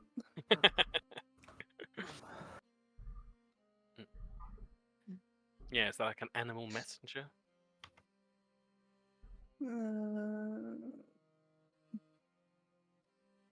There's a level 2 primal spell, Animal Messenger. Does it go far enough? Well, That's pretty cool, actually. You offer a gift of food, and an ordinary, tiny wild animal within range approaches to eat it. You imprint the image, direction, and distance of an obvious place or landmark well known to you within the animal.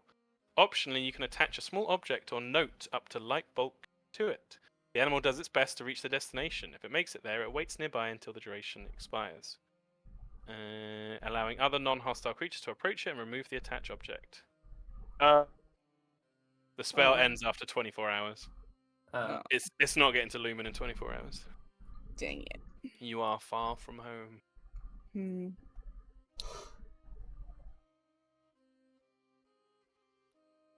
just going to talk out of character because I don't. Yeah, please. This is a very big crossroads. I don't see Celia at this point. I don't she's Sin Yormag, dead, someone she looked up to, she thinks they're all dead, quite honestly, but she's also dealt with Gwillem constantly wanting to be captured, and she's had the fighting spirit all this time, and it's broke. And she's ready to completely shut herself off inside Yormag's armor as a defense mechanism and just march on, but she is not going to let anyone else go there. As in attacking them? Not attacking, but she would rather everyone go home than How does she plan on achieving stopping everyone, though? If everyone just follows? Maybe it is to the point of attacking to some degree, but not attacking with a sword, but I don't know. Yeah, it leaves her in a difficult situation because if she walks off, people can just follow. Yeah. And we know where we're going. So even if you don't follow. Yeah. I mean, he doesn't mind going home, but he kind of just wants to see what the big consensus is. Celia, He'd rather go to the big city. Celia wants everyone else to go home and her to go on alone, or perhaps with peepers. Alternatively, the second option that I think she'd be slightly agreeable to is everyone go home at this point. She does not think that any of you are ready to go here, and she's through the same thing. She has, and I told you she's broken. This is the broken point. She's not thinking logically. Her mental state has crumbled. She's been under an incredible amount of pressure and hasn't known what to do, and because of that, it's made her crack. Yeah, seeing one of her heroes killed. Yeah. Cadsworth was the first straw of seeing someone actually die because of, potentially our actions was the first straw, but then there was the straws of Gwillem trying to be captured, which was testing her will, and then this was the last straw. Seeing Yormag dead and seeing Filtria not only Filtria betray what in her eyes was the foundations of home. It's like has pulled a rug from under her, and she's not thinking logically. She's not thinking smart.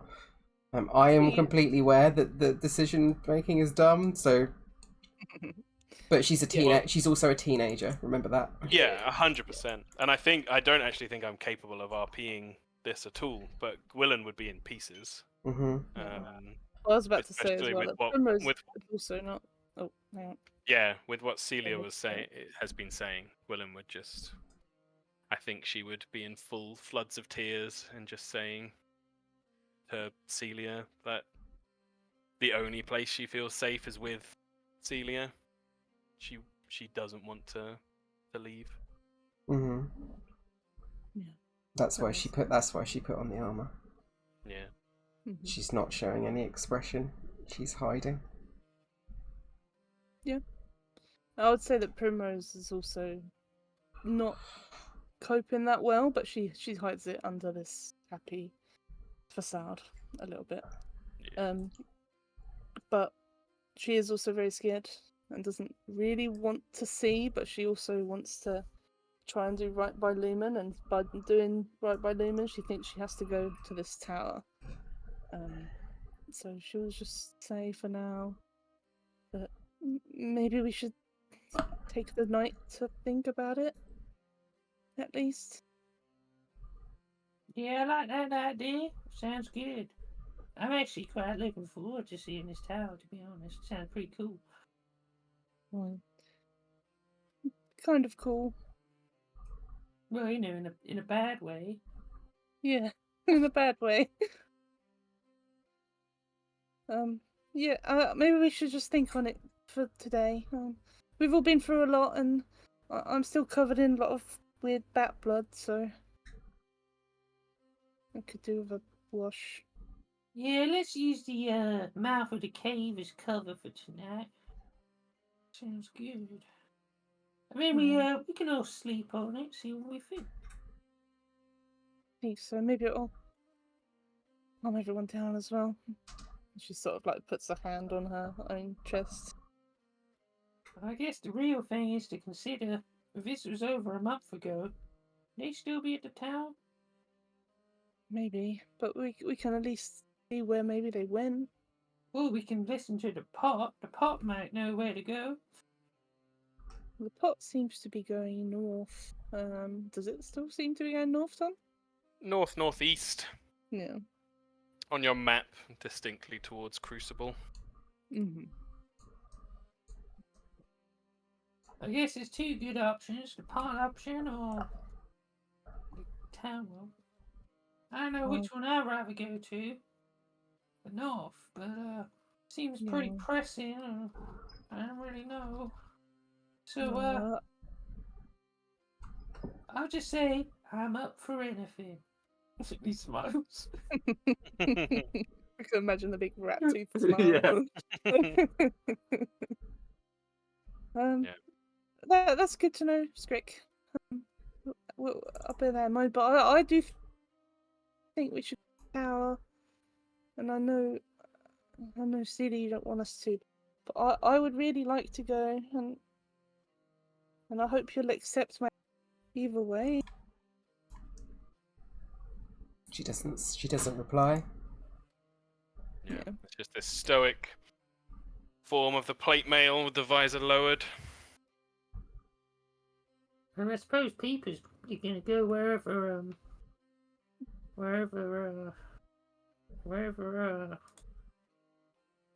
oh Gwilyn? God. Yeah, Gwilyn's gonna go.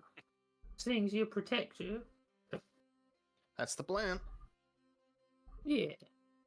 So, Gwilyn, you better think on it too, I suppose. Gwilyn's very much in a state. She's gone from she would have been kind of pleading towards Celia and just being met with this silent thing with the armor. She probably would have like hammered on the chest of the armor at one point with the fist, and then kind of backed off and slumped down on the ground, and is now looking very much the kind of teenage, sulking, legs pulled up to her chest, kind of sat on the ground nearby with her back against the rock, and Crick, as you say that, she kind of gives you a teary, tiniest like wisp of a smile, and just croaks out that she says she wants to be safe. She wants to be with you all. Everything that's been thrown at her so far, you kept her safe. Yeah. Primrose looks around at everyone's expressions and tensions, and she's like, I'm gonna go and try and find some flowers. Maybe it'll make everyone feel better. Maybe. Come on, Dandy. Scrick's gonna get back in the back of the wagon. He's gonna get out that spiral pan. He's like, I'm not losing this booty. No way. Just me and you, Spiral Pan. Yeah, and with some tension in the air, some understandable tension, you each, as a kind of silent, thoughtful, tense air settles over the scene, each of you kind of heads into your own thoughts in your own kind of corner of the area. Primrose heading off, finding some areas of plant life nearby outside the kind of gravelly terrain of the crossroads. It's not too far. Grick picking over his growing junk pile in the wagon, the shrouded body of Yormeg right nearby. Peeper's wondering what he's got himself into. Yeah, go on. he'd actually go up to the body and he'd be like, I didn't know you and you didn't know me, but you know, big respect. and you'd like give him a pat. Yeah, I didn't pay much attention to the Lightbringers, but what you did, you know, it's pretty good. And we'll make sure that you get home at some point, you know. He looks at him.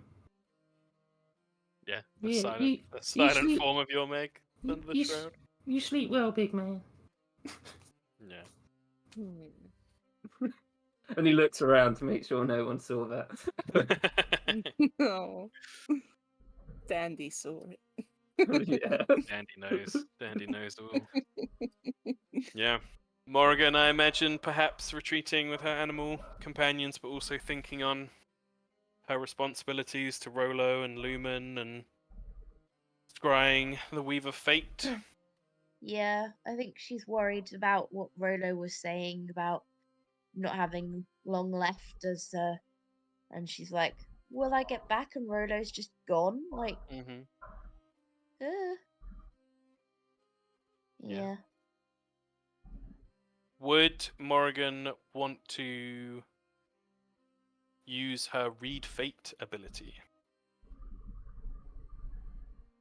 In what sense? Oh, yeah, shit, I can do that. You can. It is your focus I spell. was about to say to do what, and then I was like, oh, yeah. Yeah, Who would you choose to use it on? myself. No, No, it has to be someone other than you.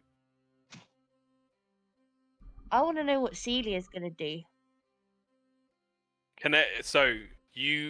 The spell allows you to determine. I will give you a single enigmatic word connected to the creature's fate within the next day. Yeah. Fate is notoriously inscrutable, and the word isn't necessarily meant to be taken at face value. Also, there's a chance that you just get the word inconclusive. But you want to use it on Celia? Yeah.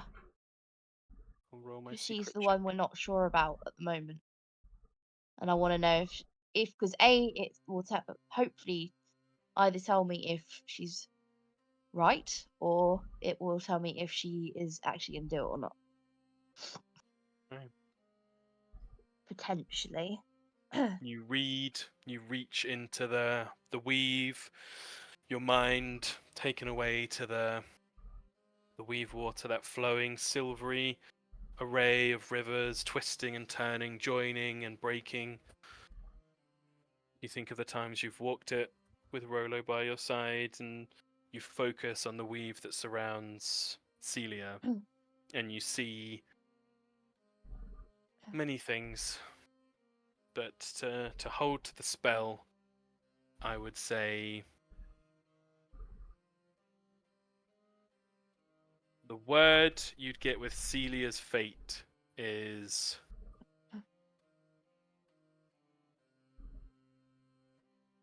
No, the you got to word. just tell me.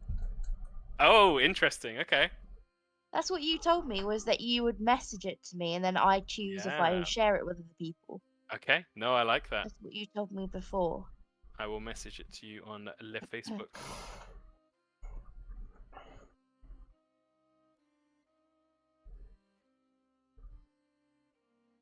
No, that's so enigmatic. The word would be. Just tell me the word, okay? Oh. Oh, what? You have Huh? your word. Oh, Fate Master. What does it mean? What does it mean? As we now turn to Celia and Natalie, I have to ask, with the scene having played out as it has, Mm-hmm. people have kind of retreated to their corners. They've said their piece. What is Celia doing now, if anything? She's just sitting off to the side currently. Yeah, Yeah. off to the side in the full plate armor, Right. feeling the weight of responsibility. Your Meg's armor around you. Yeah. It's totally fair. Yeah. The day wears. Primrose, you find many wildflowers in a meadow nearby. It's lovely to Mhm. kind of have a glimpse of nature. You catch some butterflies fluttering about from the little outburst of flowers that are considered weeds but are wonderful for butterflies and bees and such. And you see them fluttering nearby, and it's a welcome break from the blood and the death that has been thrust upon you in this past month of your travel. Definitely. I think she should cast her own little protector tree above Yeah, every couple of minutes. Have a little mini grove, of Yeah. trees. nice. Yeah. Each of you dwells in your thoughts as the day wears on, and high fire, the sun above, begins to dim in the sky, and the dominion of Sina comes forth once more. It is the night of the 2nd of New Sin. Do you camp together, or is everyone staying off in their own little kind of headspace, but also physical space? Rick Um, would have been in the cave of the mouth. Mhm. Celia's just outside her, sitting like against a tree. Primrose would try and stand sort of in the middle of everyone and hand out flowers to everyone. Mhm. And also make some food. Yeah, absolutely.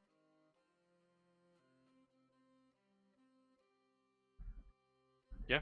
So the camp is kind of drawn together. People shuffle or relocate back a little bit closer to each other. Sina is furthest in the sky, smallest in the sky. This is the 2nd of the 2 months when she is smallest in the sky, and it perhaps increases that feeling of isolation from Lumen. The warmth of Sina, Mother Moon above, is distant, and both her sons, the 2 smaller moons, are distant and present as well. There is much less light in the sky than before, but on the flip side of that, it allows the brightness of the stars above to shine through more. And camped where you are, even with your fire, there is a rich vein of stars above you. Is it cold? Like, what sort of months is it? Winter? Yeah, or- so the climate fluctuates frequently in Archivia. You have been in a kind of spate of summer-like weather, but with the recent bout of rain, it has kind of shifted. It is colder at the moment than it has been for a little bit. And with the kind of darkness above as well, it all builds up to perhaps send a bit of a shiver through you as you gather round the chilling nature of the day's events combining with the drop in temperature Hmm. to leave a very quiet campfire as each of you is lost in your thoughts. Is there anything anyone wants to do or say before the day is out? Primrose would conjure another tree and have it have like really big, thick, wide leaves and go and like wrap one around everyone. And she'd come up to Celia and say, Celia, I have this leaf. It might not help a little bit, but if it rains or if it gets a bit dewy, then maybe it'll help a bit. She goes to wrap it around you.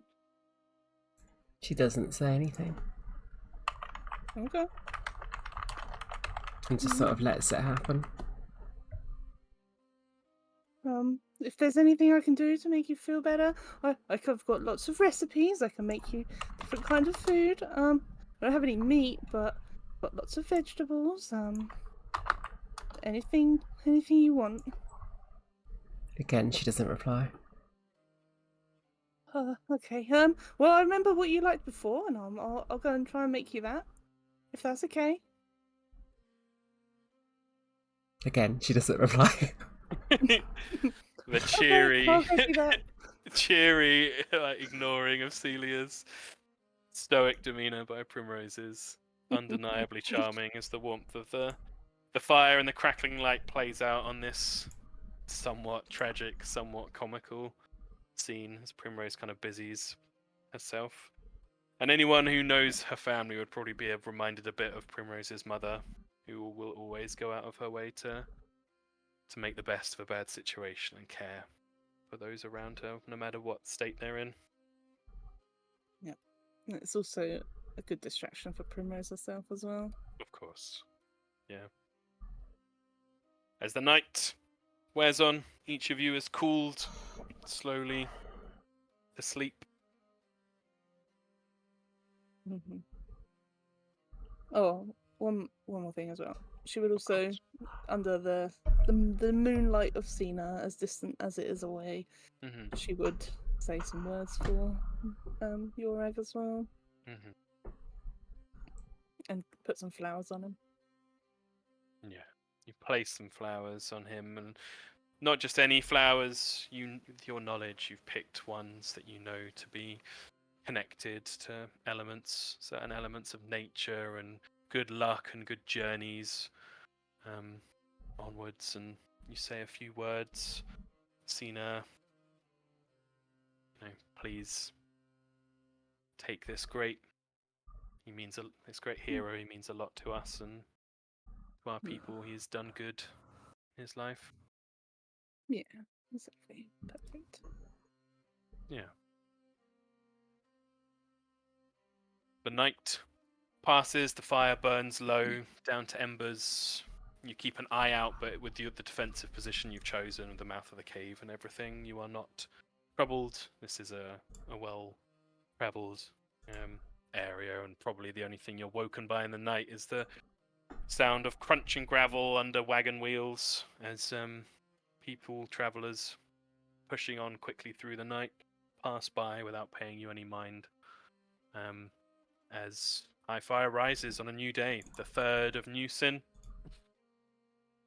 It's now been over a month since you left Lumen Village, and you are faced with a situation to resolve, a decision to make. What is anybody planning to do? Primrose immediately goes and checks to see if Celia's still there. She is. Yeah. She will make a little breakfast in the morning. She will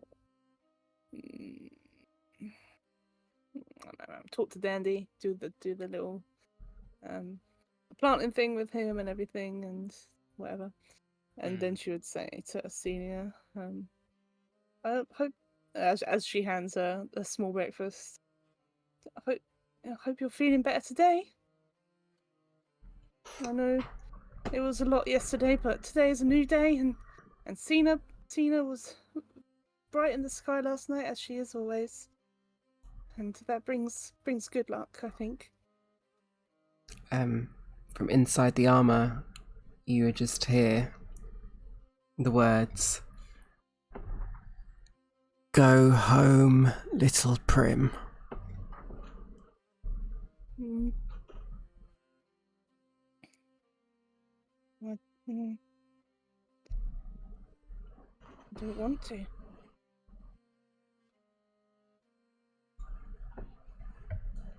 You would both notice that Willen is watching this conversation very closely. Mm-hmm.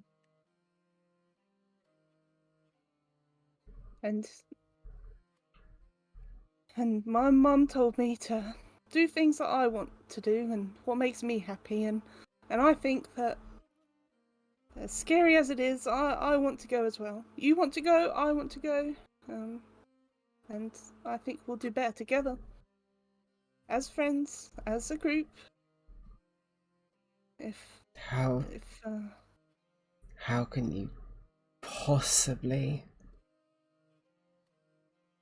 be smiling right now?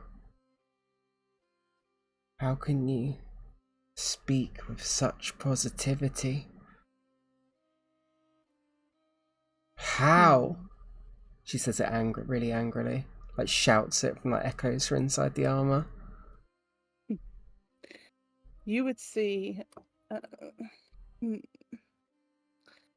small frown on Primrose's face, probably for the first time. And she would say, I did it. I broke the game. Achievement get.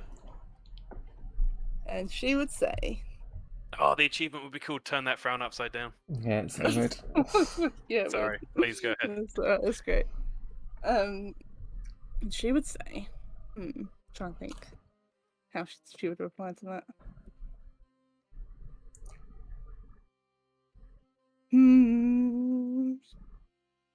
How can you be positive in a time like this?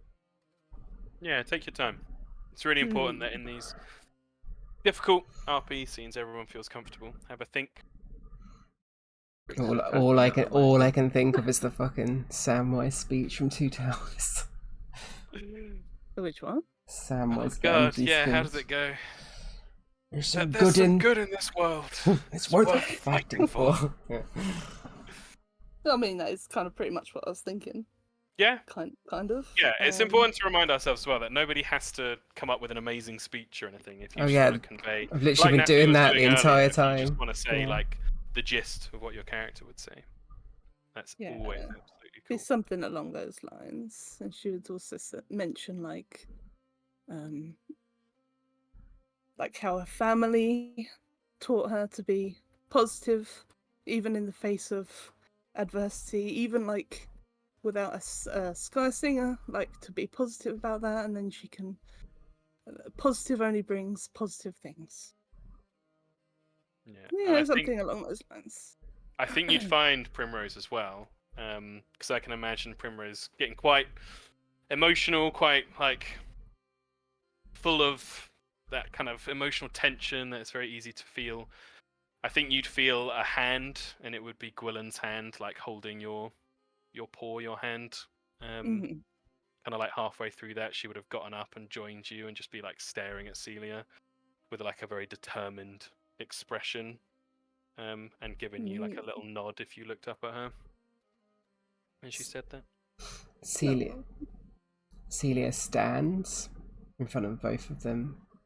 I imagine somewhat towering over them with the armor. And she falls to her knees and pulls the helmet off, and her face is just soaked with tears, and she hugs Primrose. Big hug back. Yeah, and Gwillen would wrap herself round as well. Primrose would probably nuzzle her fur into your face to wipe your tears away. And Dandy. And Dandy comes in for the hug on the head. Yeah, and he wants a tear. He'd be like, mm. Oh yeah, he does. Yeah, and there's Um, a real moment. If I can bring you positivity, Celia, I will. Okay. She nods. And then she throws the helmet into the embers of the fire the previous night.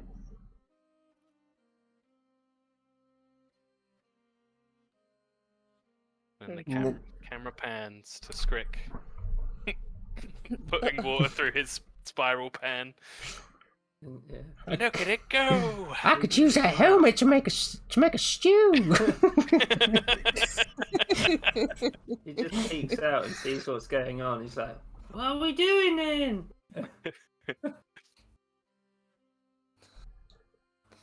We're having positive vibes, Skrick. Do you want to come in for a hug? Not really. Morgan? I could It's never like say no. Primrose shuffles the group over towards Skrick anyway and brings him in. A blob, a hug blob, coming to get Hug blob. everyone. Yep. he just stands there hugging his pan. Safety pan. I don't And really you think peepers. Morgan would want to hug Skrick, to be honest with you. Well, He's had not his yearly really- bath. He had his buff, yeah. Yeah, He's not really I like didn't- hugging. He's just in the circle. I didn't really mean on. I meant more on a personal level. Oh, I see. Very fair. The jumble. I'm sorry, we're not that close. How would Peepers react to Primrose calling out to him? George is there. I know you've had to do a lot of sitting and listening to very Lumen themed stuff. George? Peepers? Alright, we'll bring his foot in at least. Yeah. Well, the funniest part is he has toxic skin. Yeah, I was gonna Oh, say, yeah. you all if suffer the Primrose is poison like, condition. Hug time! Ah! Perfect. There we go. And with Primrose's resilience, there is a wave of relief and a renewed thing. Gwilyn is overjoyed with it, and I think when Skrick stuck his head out, Gwilyn would have said, "We're gonna figure it all out together." Essentially, Yeah. it's a newfound resolve and resilience, as you have all been called on to shoulder. Certainly, especially the more kind of assertive of you, Celia, having to shoulder so much. You are, and I will say as well, some of the things each of you are saying about what to do. That when you set out from Lumen, they literally said, just go and find out what happened. Go to the crossroads, find out what happened. You've got 2 weeks of rations, which is you replenished it at Sea Spray. But no one said no, and they wouldn't. You have to think they wouldn't have said, you Yeah. guys go and stop the big evil blood cult and solve everything. No. They just wanted to figure it out, so you'd be well within your rights to head on back. No, Primrose can't leave it like it is. Completely fair. You got skin in the game. So, Family in the Lumen. family in the Lumen. Yeah, where is Amareya? One last thing Primrose would do, in solidarity, she would conjure a big tree and start like carving our names into it at the crossroads. Oh, Fuck. If Celia saw Primrose doing that, a Yeah. light bulb would go off in her head. And she would tell her to carve an entire message about where the light bearers are. very Yeah. You nice. could do that. You could even say, any travelers, if you're going to Lumen, please carry this message or take this message. Yeah. What have you. Definitely. Very cool. I will write that down. We're all gonna TPK now, and then we play a new party who finds the message. Oh, that's cool. And then we all Yeah. TPK again, Yeah. and then we do the same. keep going until we win. The cult will just be like, "Who are these fucking idiots coming out of Lumen?" Nose tree carved message. Cool. Light bearer. Yeah, because people do go down and they do go to Lumen as well. Okay, so the eastern path, and it's generous to even call it a path. It's some parts is a dirt trail, some parts it's just a like vague parting through the long grass of the fields. This is gonna be a slog, especially with the wagon. You're gonna have to pull it on through, and the horses can do it. They can do it fine. And you were kind of slowed down to a slower pace with Dreamer, R.I.P. Dreamer. Anyway, but you begin your journey east. Excuse me. Could I please have a D20 roll? Flat D20. What? Sorry, what is slowing us down again? The Apart from Dreamer. No horse. you're not on a road basically now. Oh, okay. Right. Yeah, it's like a very basic dirt path. In some places, there isn't even a path in other places. So I will need a survival check as well. Whoever wants to take the lead on that. No, it's probably not going to help, and it might be a bit cheesy. Love it. Hit me. But That's a I hell of a have quote. at level 4, whenever Primrose walks through woodland or bushes and things, they part ways for her. Oh! So, So she's I don't leading know the if that way, helps. and the plants are just like, Yeah. "Good day, Miss Primrose," and Yeah. bowing out of the way. God, I love her so much. That would help. That would definitely help. I'll say that will cut down a little bit of the time, and lower the DC of the survival check because Primrose can basically be at the front. I rolled a survival. You did, and it was good. And so we begin our journey. I'd say with Primrose's stuff and a good survival check, you're speed first Do you day. need a D20 as well? I do need a D20. See if anything happens.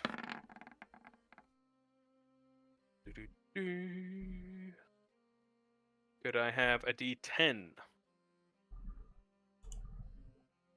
Yeah. Yeah. Mouse. Same score. 7.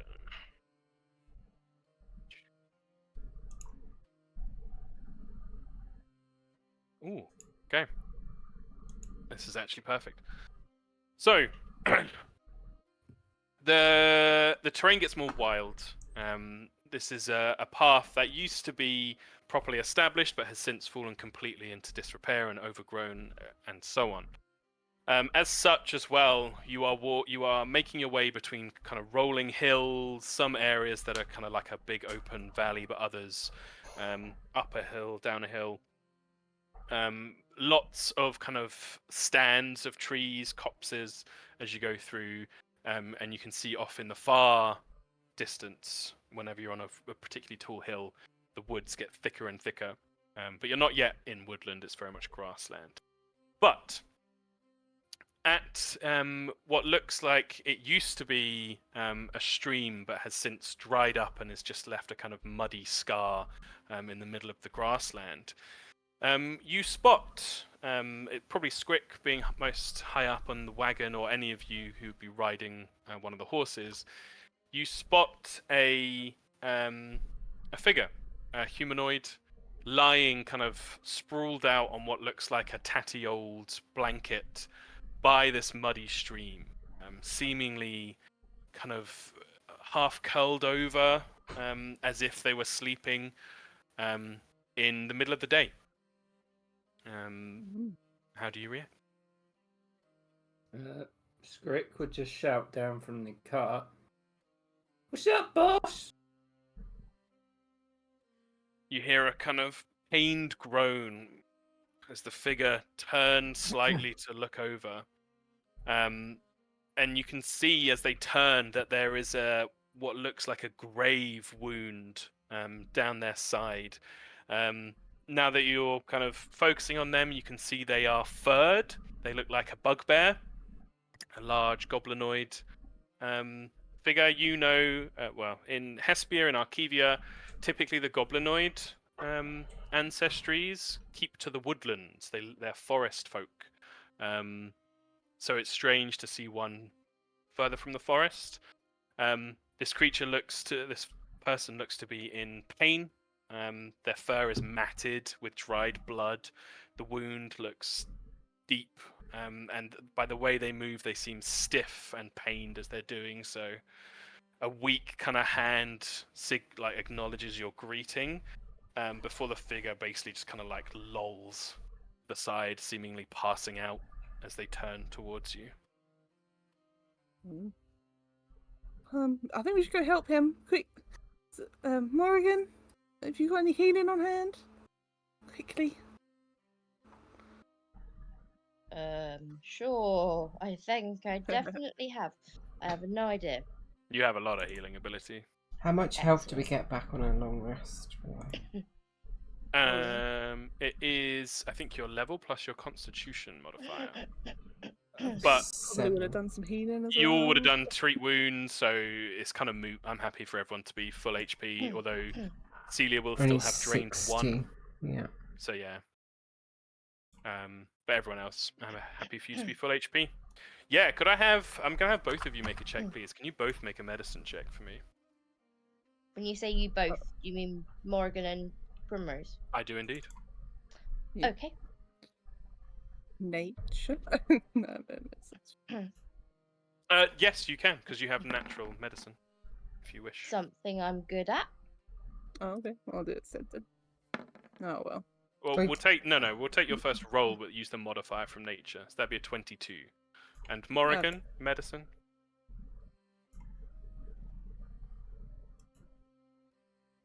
Holy guacamole! A natural Jesus. 19. Okay, the intro music to ER plays as Doctors Morrigan and Primrose come into what seems to be the trouble. So, a few things. Morrigan, again, you rolling very well today for my story beats.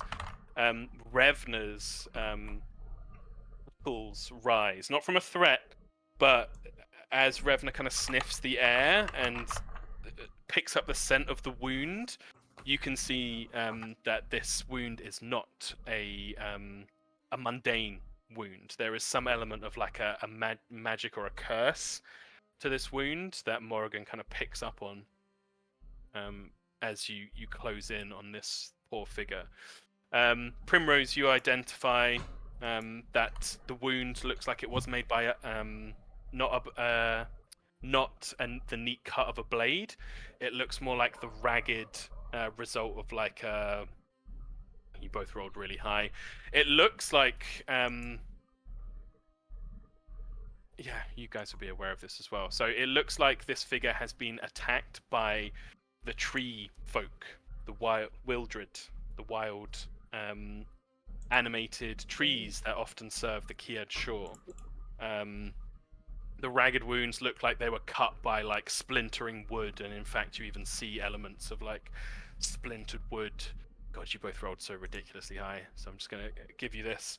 Between the two of you, Morrigan with Revna, your knowledge, Morrigan, of the Kiad shore, and Primrose's very acute understanding of plant life, the woods, and so on, you manage to discern that this person has been attacked by Wildred, but not only that, it seems like the Wildred themselves, or whatever creature, whatever natural wooden Wildred creature has attacked this bugbear, is themselves cursed. You manage to extract some of the splinters, and as you do, there's like a harsh crackling feeling on your fingers, almost as if the sound that wood makes when it burns and cracks and the wood turns to ash. It feels like, yeah, this person has been attacked and badly wounded by a corrupted servant of the Kiad shore. Does anything happen if we heal him or try to heal him? So, you, with your medicine checks, you channel your healing abilities, your natural knowledge, your magical knowledge. and you feel that you have halted this creature's very nasty plummet towards death. His breathing slows to a steady rhythm. The kind of darkened flesh, as you kind of like prise apart the thick bugbear fur, the flesh that you see beneath the darkening element kind of diminishes somewhat, almost as if you've contained the corruption to the wound itself rather than spreading through the rest of the body. The pained expression of the bugbear eases somewhat, but you don't think you've cured the bugbear. You rolled very well. You think you're going to need to interact with, either you need stronger healing magic than you two currently have capability of, or you're going to have to somehow interact with the source of the corruption that's caused this wound.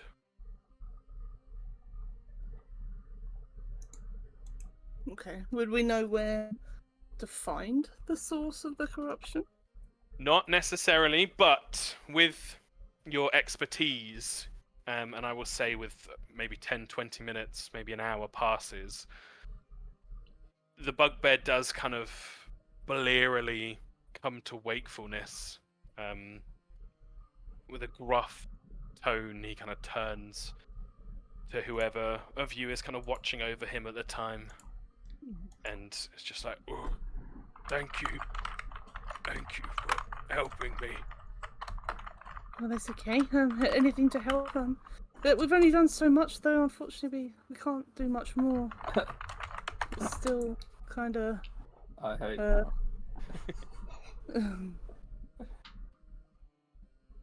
He says, you hear him say like a brief prayer in Goblinoid. If anyone speaks that language, they'd understand. It's only a quick one. It sounds like he's kind of saying thanks for something, and he entwines his fingers, his long like bugbear fingers, over each other as he says it. But he quickly turns back to you,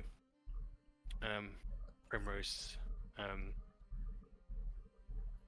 he just says, I would be dead if it weren't for you.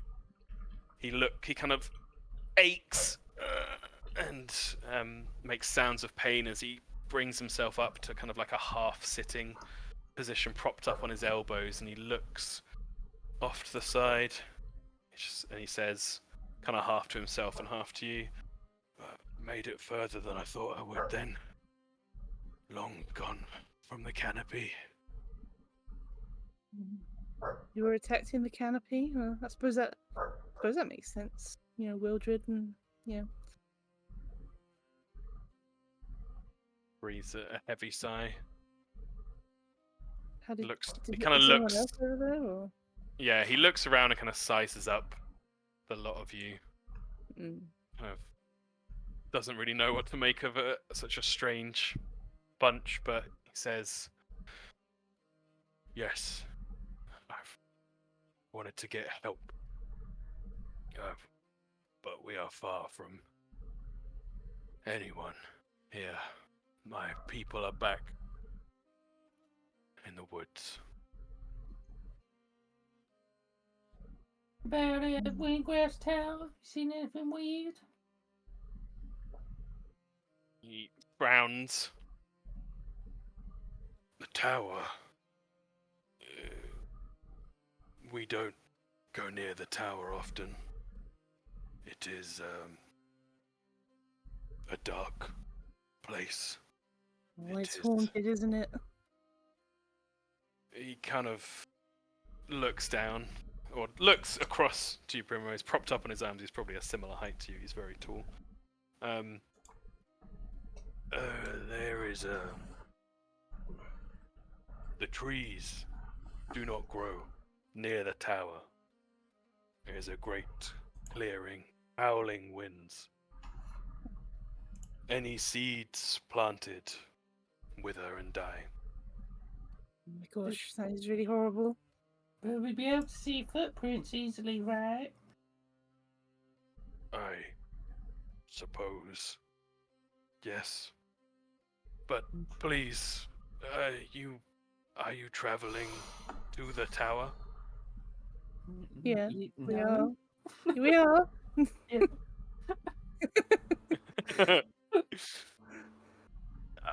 My family, my clan, we are close. It would be only a small detour to the north. Please, we have no money, no coin, but we could give you food, gifts, anything. We were attacked by the servants of the Kiachor. They have been darkened, ashen. I mean, we are in a bit of a rush, but I do think we should help everyone. Just kind of look around. Is anyone in your clan good at like exploring and stuff? Good at what? Exploring. Oh, yes, we know the forest. It is our own lifeblood. The forests. Yes, we can help you travel safely through the wood. Put to the tower. That would be really useful. He kind of nods as vigorously as his body will let him right now, and he winces and holds his side. Yes, yes, please. My family, my people, we need your help. They are killing us. I think we should go.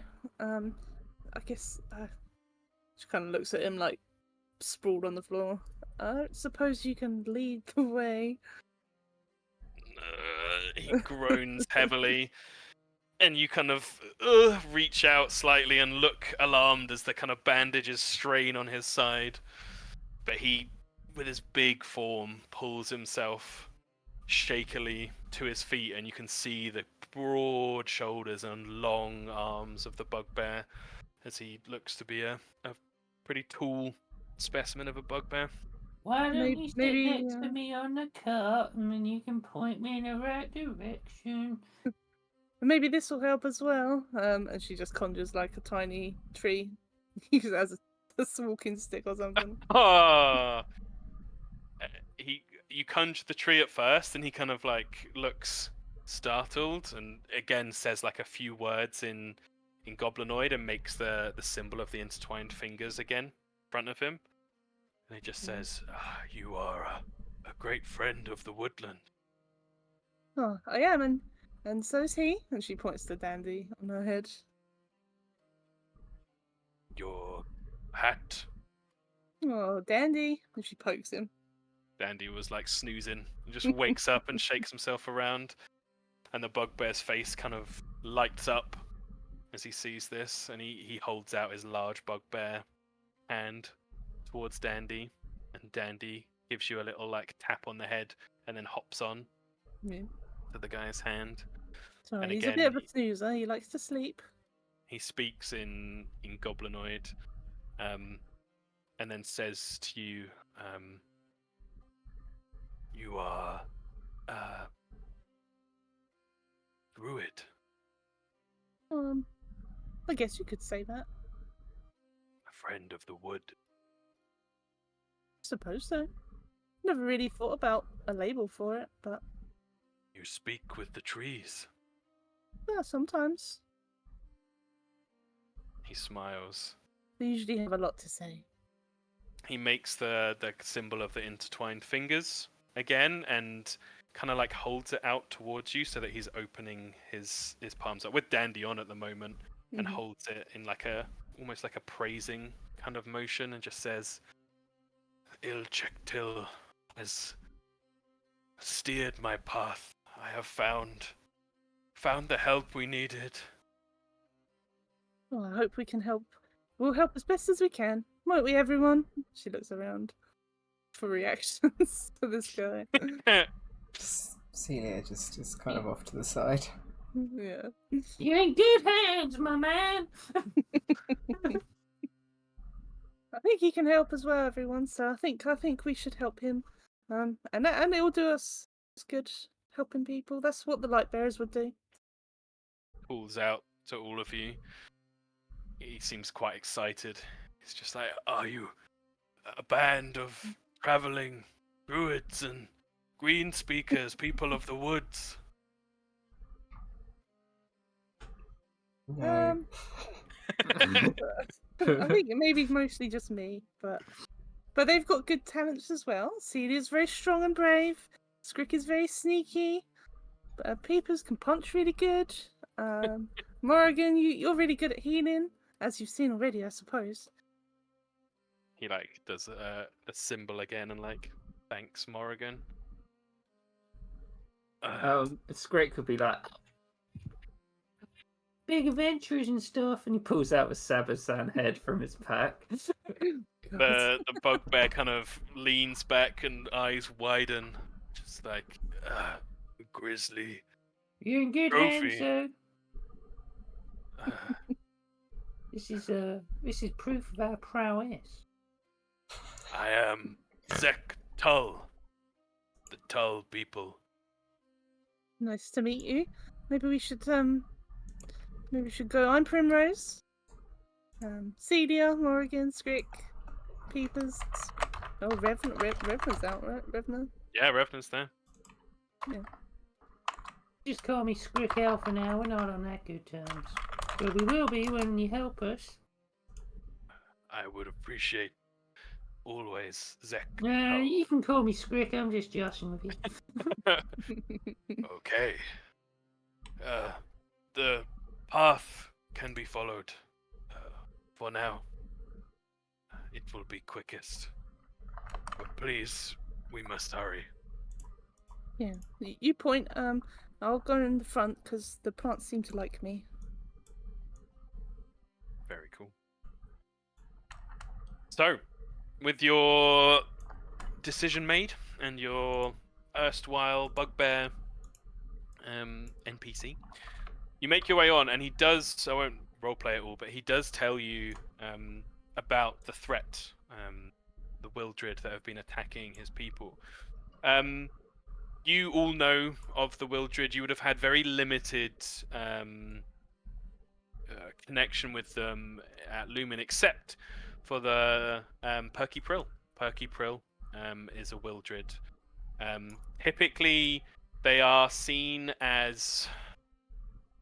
It's difficult to describe.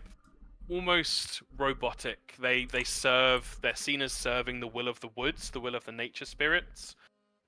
Quite mysterious. They take on many different forms.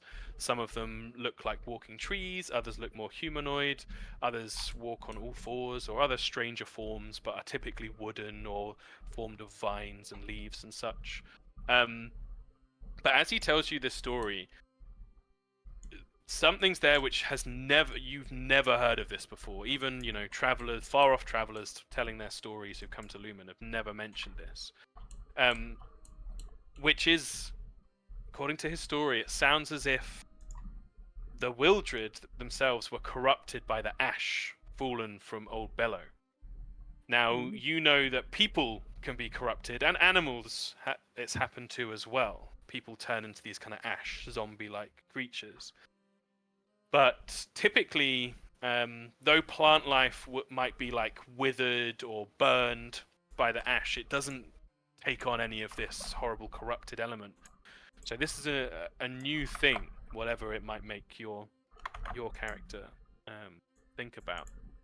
And it sounds as if there's a number of Wildred who came out of the deeper woods and attacked the goblinoid folk. You know that the goblinoids people typically live in groups of bugbears, hobgoblins, and goblins all together. These big kind of family clans and such. And typically up in the trees. So they were attacked in their treetop homes. Many of the homes were ruined. Many people were attacked and killed. The Wildred came at them just like this constant onslaught of corrupted Wildred with blackened root and bark and seemingly with no mercy. And the Wildred, though Perky Prill has kind of learned to Wildred typically don't speak, so it was like these silent guardians of the woods that are corrupt had just turned and killed so many of his people, and they fled towards the edge of the tree line. And he left the tree line, which they often don't really do, to try and seek help from anyone he could find, though collapsed from his wounds beforehand. He was kind of delirious as he left the tree line. Very cool. But the day passes. I think you're about half a day from making it to the edge of the woods now. Zektul would advise you that you're going to have to divert off the path a little bit to the north. In fact, I'll put it on map.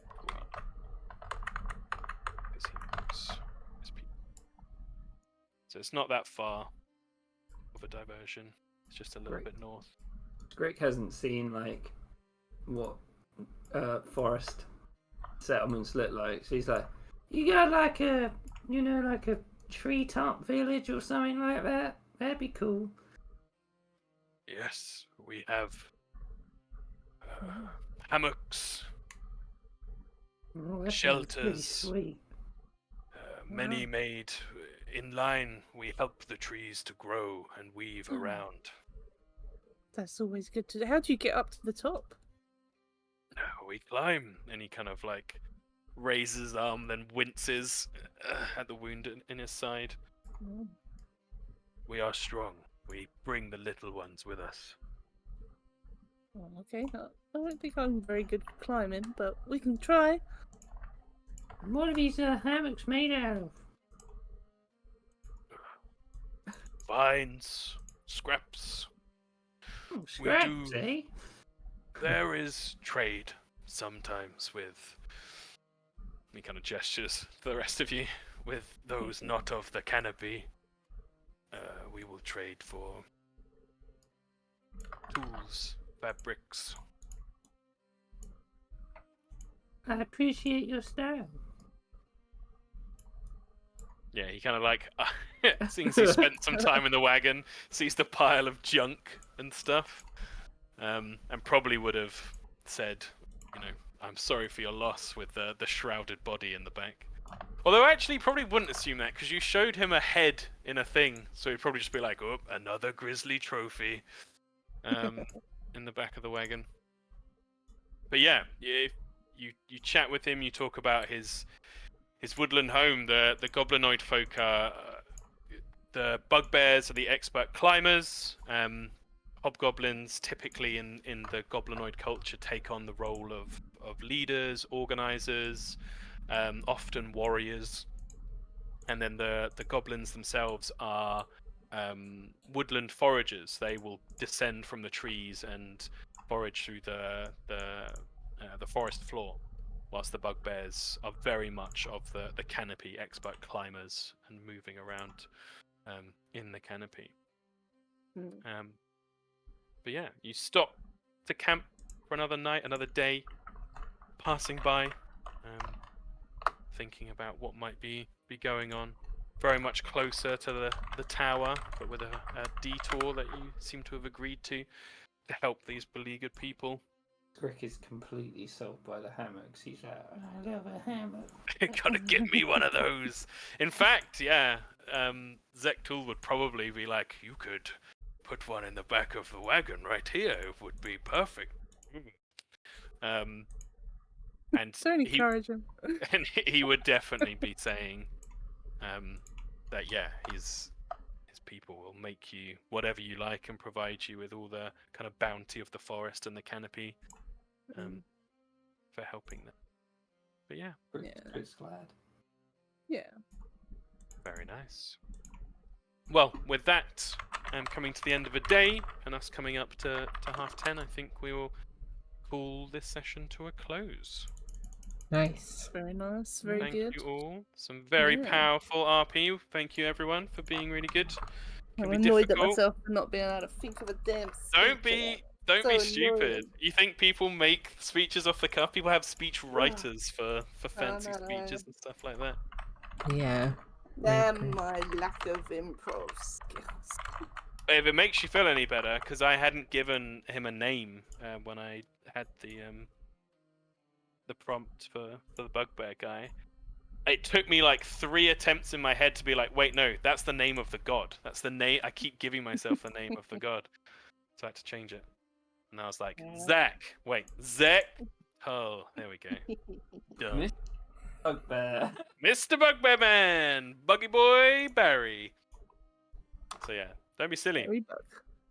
You know, the Was best lovely. character ever came out of not knowing anything. Mephistus Rex. Yeah. His name's Mephistus. Very great. I was literally counting the number of times that Primrose would occur, and I was like, if she comes 3 or more times, then Celia will like sort of break her positivity. Oh, that's but so cool. and I was like, is Hannah gonna come back a 3rd time? And she did. Otherwise, Celia might have like gone back with Gwillem or gone off on her own, or I wasn't really sure. Very cool. Well, I would have come back 5 times if it took it. Yeah. Also, I had to make Kieran's little quote he put onto a t-shirt in the chat. That's so good. Which one? Oh, I said I put it in the Fun Dream Call chat by accident in the general. General. Oh god, there's so many. Okay. Up the top. Proud of our prowess.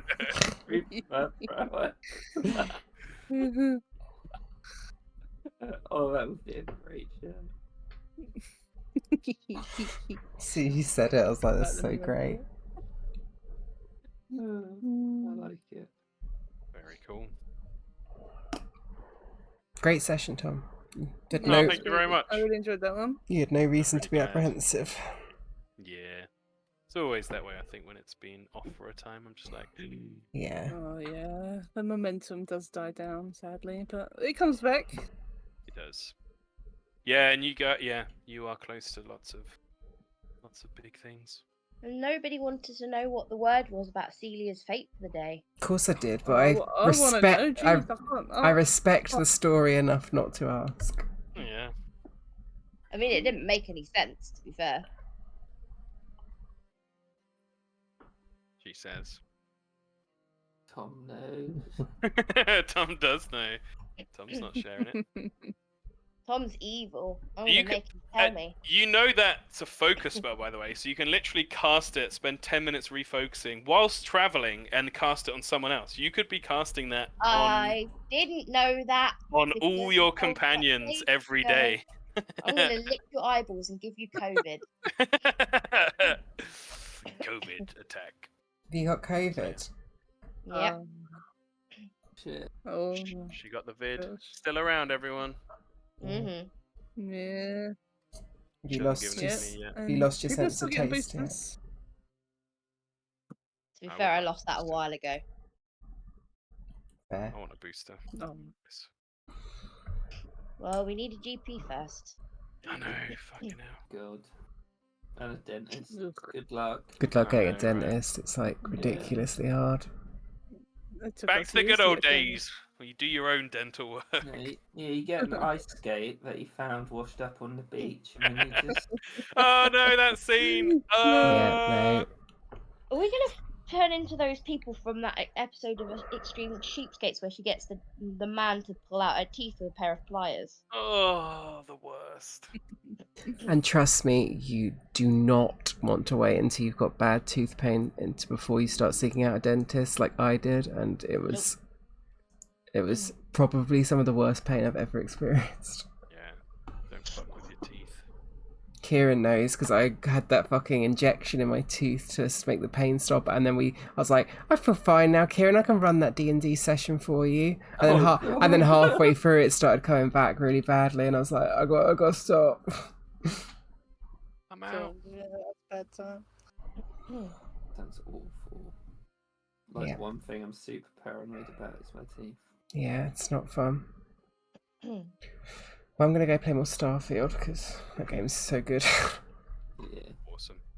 Stuff Yeah, you- because in November I'll be starting my new job as Oh, super yeah. geek salesman and I'm doing a part-time masters at the same time. Ooh. Ooh. That's probably Very nice. good reason to take conversation So about that actually. we'll see how it goes. They're very much like, here's what we suggest for your study stuff, but because it's all online, anyway. Long story short, I'm going to do loads of planning now, and see how we go. But I won't. It might be that I have to stop DMing for a bit, but we'll see. Yeah. You could always switch to running every 2 weeks, maybe. Yeah, indeed. There's lots of flexibility options available to us. But that was a really lovely session, and that has renewed my drive. I've already planned most of Windgrasp Tower. It's fucking cool. Fucking brutal. It's well, yeah. It's definitely got some brutal stuff to it, but it's also got very sort of Zelda dungeony. Who style bets stuff that to it. when Tom runs the Warhammer shop, this campaign suddenly gets a hell of a lot harder tactically? You fools! It's what I You're do like every that- day. You're like that guy who said the tower broken or whatever. Oh god, I'm gonna be such a Warhammer baby. It's gonna be so good. Hmm. Can't wait for my 50% staff discount. Oh god. You know what you could do is just get paid half in Warhammer, and then the other 50% will be your salary. You can up that to 75 if you want. Oh god. What I want to know is what stops if I get a 50% staff discount and you can sell Warhammer consistently on eBay or whatever for like a 30% discount. How are people not just doing that? There must be some kind of I rule guess in you have it. to read your contract. Yeah, they'll be like, if I find this shit on eBay, you're fucked. Just give it to Me, Kieran. like, Yeah, well, I was gonna yeah. say, give it to This Kieran. is what. Yeah, how are people? I don't know. Maybe they are. Maybe they can't be bothered. I doubt Maybe they're they realise losing it's that a much very money big over their staff. Yeah, like Yeah, it's it's probably such not. a small amount of people in the grand scheme of things. So Laurie pulls up to the Warhammer shop. That's me, baby. If you 50 start million. giving me Warhammer as all of my gifts from now on, I will kill you. But it's such good value. 50% discount. Now it's only £20 for 5 little plastic men. And just get Kieran to start making drugs and then sell them and launder the money through Oh, Games yeah. Workshop. Genius. You get Christmas bonus if the company's doing well. Looking forward to that. Nice. Damn. Give me a Christmas bonus. And you already get paid more than me. It's so Marginally, but yeah, true. No one said the heritage sector was lucrative. I Yeah. get quite. I think I get quite a big Christmas bonus this year because we divide the tips amongst everyone, and someone gave £100 tip. Oh, hell yeah. I know. So that's just one person. So I think it's gonna be like probably like nearly 200 quid in tips. Cool. Tips are so nice. Wow. Yeah. I'll never forget when that wedding, that Russian guy gave me 80 quid. It's just like, oh. I think Thank last you, year I got Max. 60 quid. I think. Ooh. Yeah. Nice. Right. Where are all these Well- tips coming from? I've only ever got £5. People, when you've looked after someone's pets, they tend to give tips a lot more freely. Oh, okay. My guy was super fucking drunk and he was just like, keep giving me water and just slapped 80 quid down. And I was like, alright, bud, I'll look after you. Or more accurately for 17-year-old Tom, alright, bud, I'll look after you. Don't you worry. I think I was working the same event as you that day. Yeah, I think so. It's the Irish Russian wedding. Yeah, the Russian wedding. I do remember that. So cool. Right, well, next Sunday. Or Yeah. this Sunday. This Sunday. Is this Sunday coming? The 8th, Yep. if that's alright. I'm gonna be depressed because I'll be going back to work the next day, but it's fine. No. Yeah. Anya and I will be depressed because my mum's going to visit next. No, I'm joking. She's there on Tuesday, right, love? It's Tuesday that she's Yeah. coming. No, Did we- Monday. Are you sure? Yes, 8:45 on Monday they arrive, and then Oh, they're going yeah. at 3 p.m. on Wednesday. Okay, cool. Honestly. Got it. Enjoy. So we're playing Thulu on this Thursday though, right? If you want to. Yeah. Yeah, Okay. Cool. we gotta break fucking. Could Can't think of his name. anyone remember his name? Could anyone? The No. doctor. No, the guy we're breaking out. The guy who. Oh. Fuck. Josh. Yeah. Oh, and you Hey, remember. Winscott. Yeah, there you Yeah. go. Yeah, I pay more attention than people give me credit for. Oh god, do we have a plan? I don't think we do have a plan. Yeah, we have we had something a of whole plan. Somebody wrote it Yeah. down. We I had a just don't plan, remember what it was. but we're not sure about the plan. But we have one. Got it. All right, Josh cool. Winscott. Josh Winscott. Thanks, All right. everyone. Thanks everyone. Thanks you. See you later. Bye. Bye.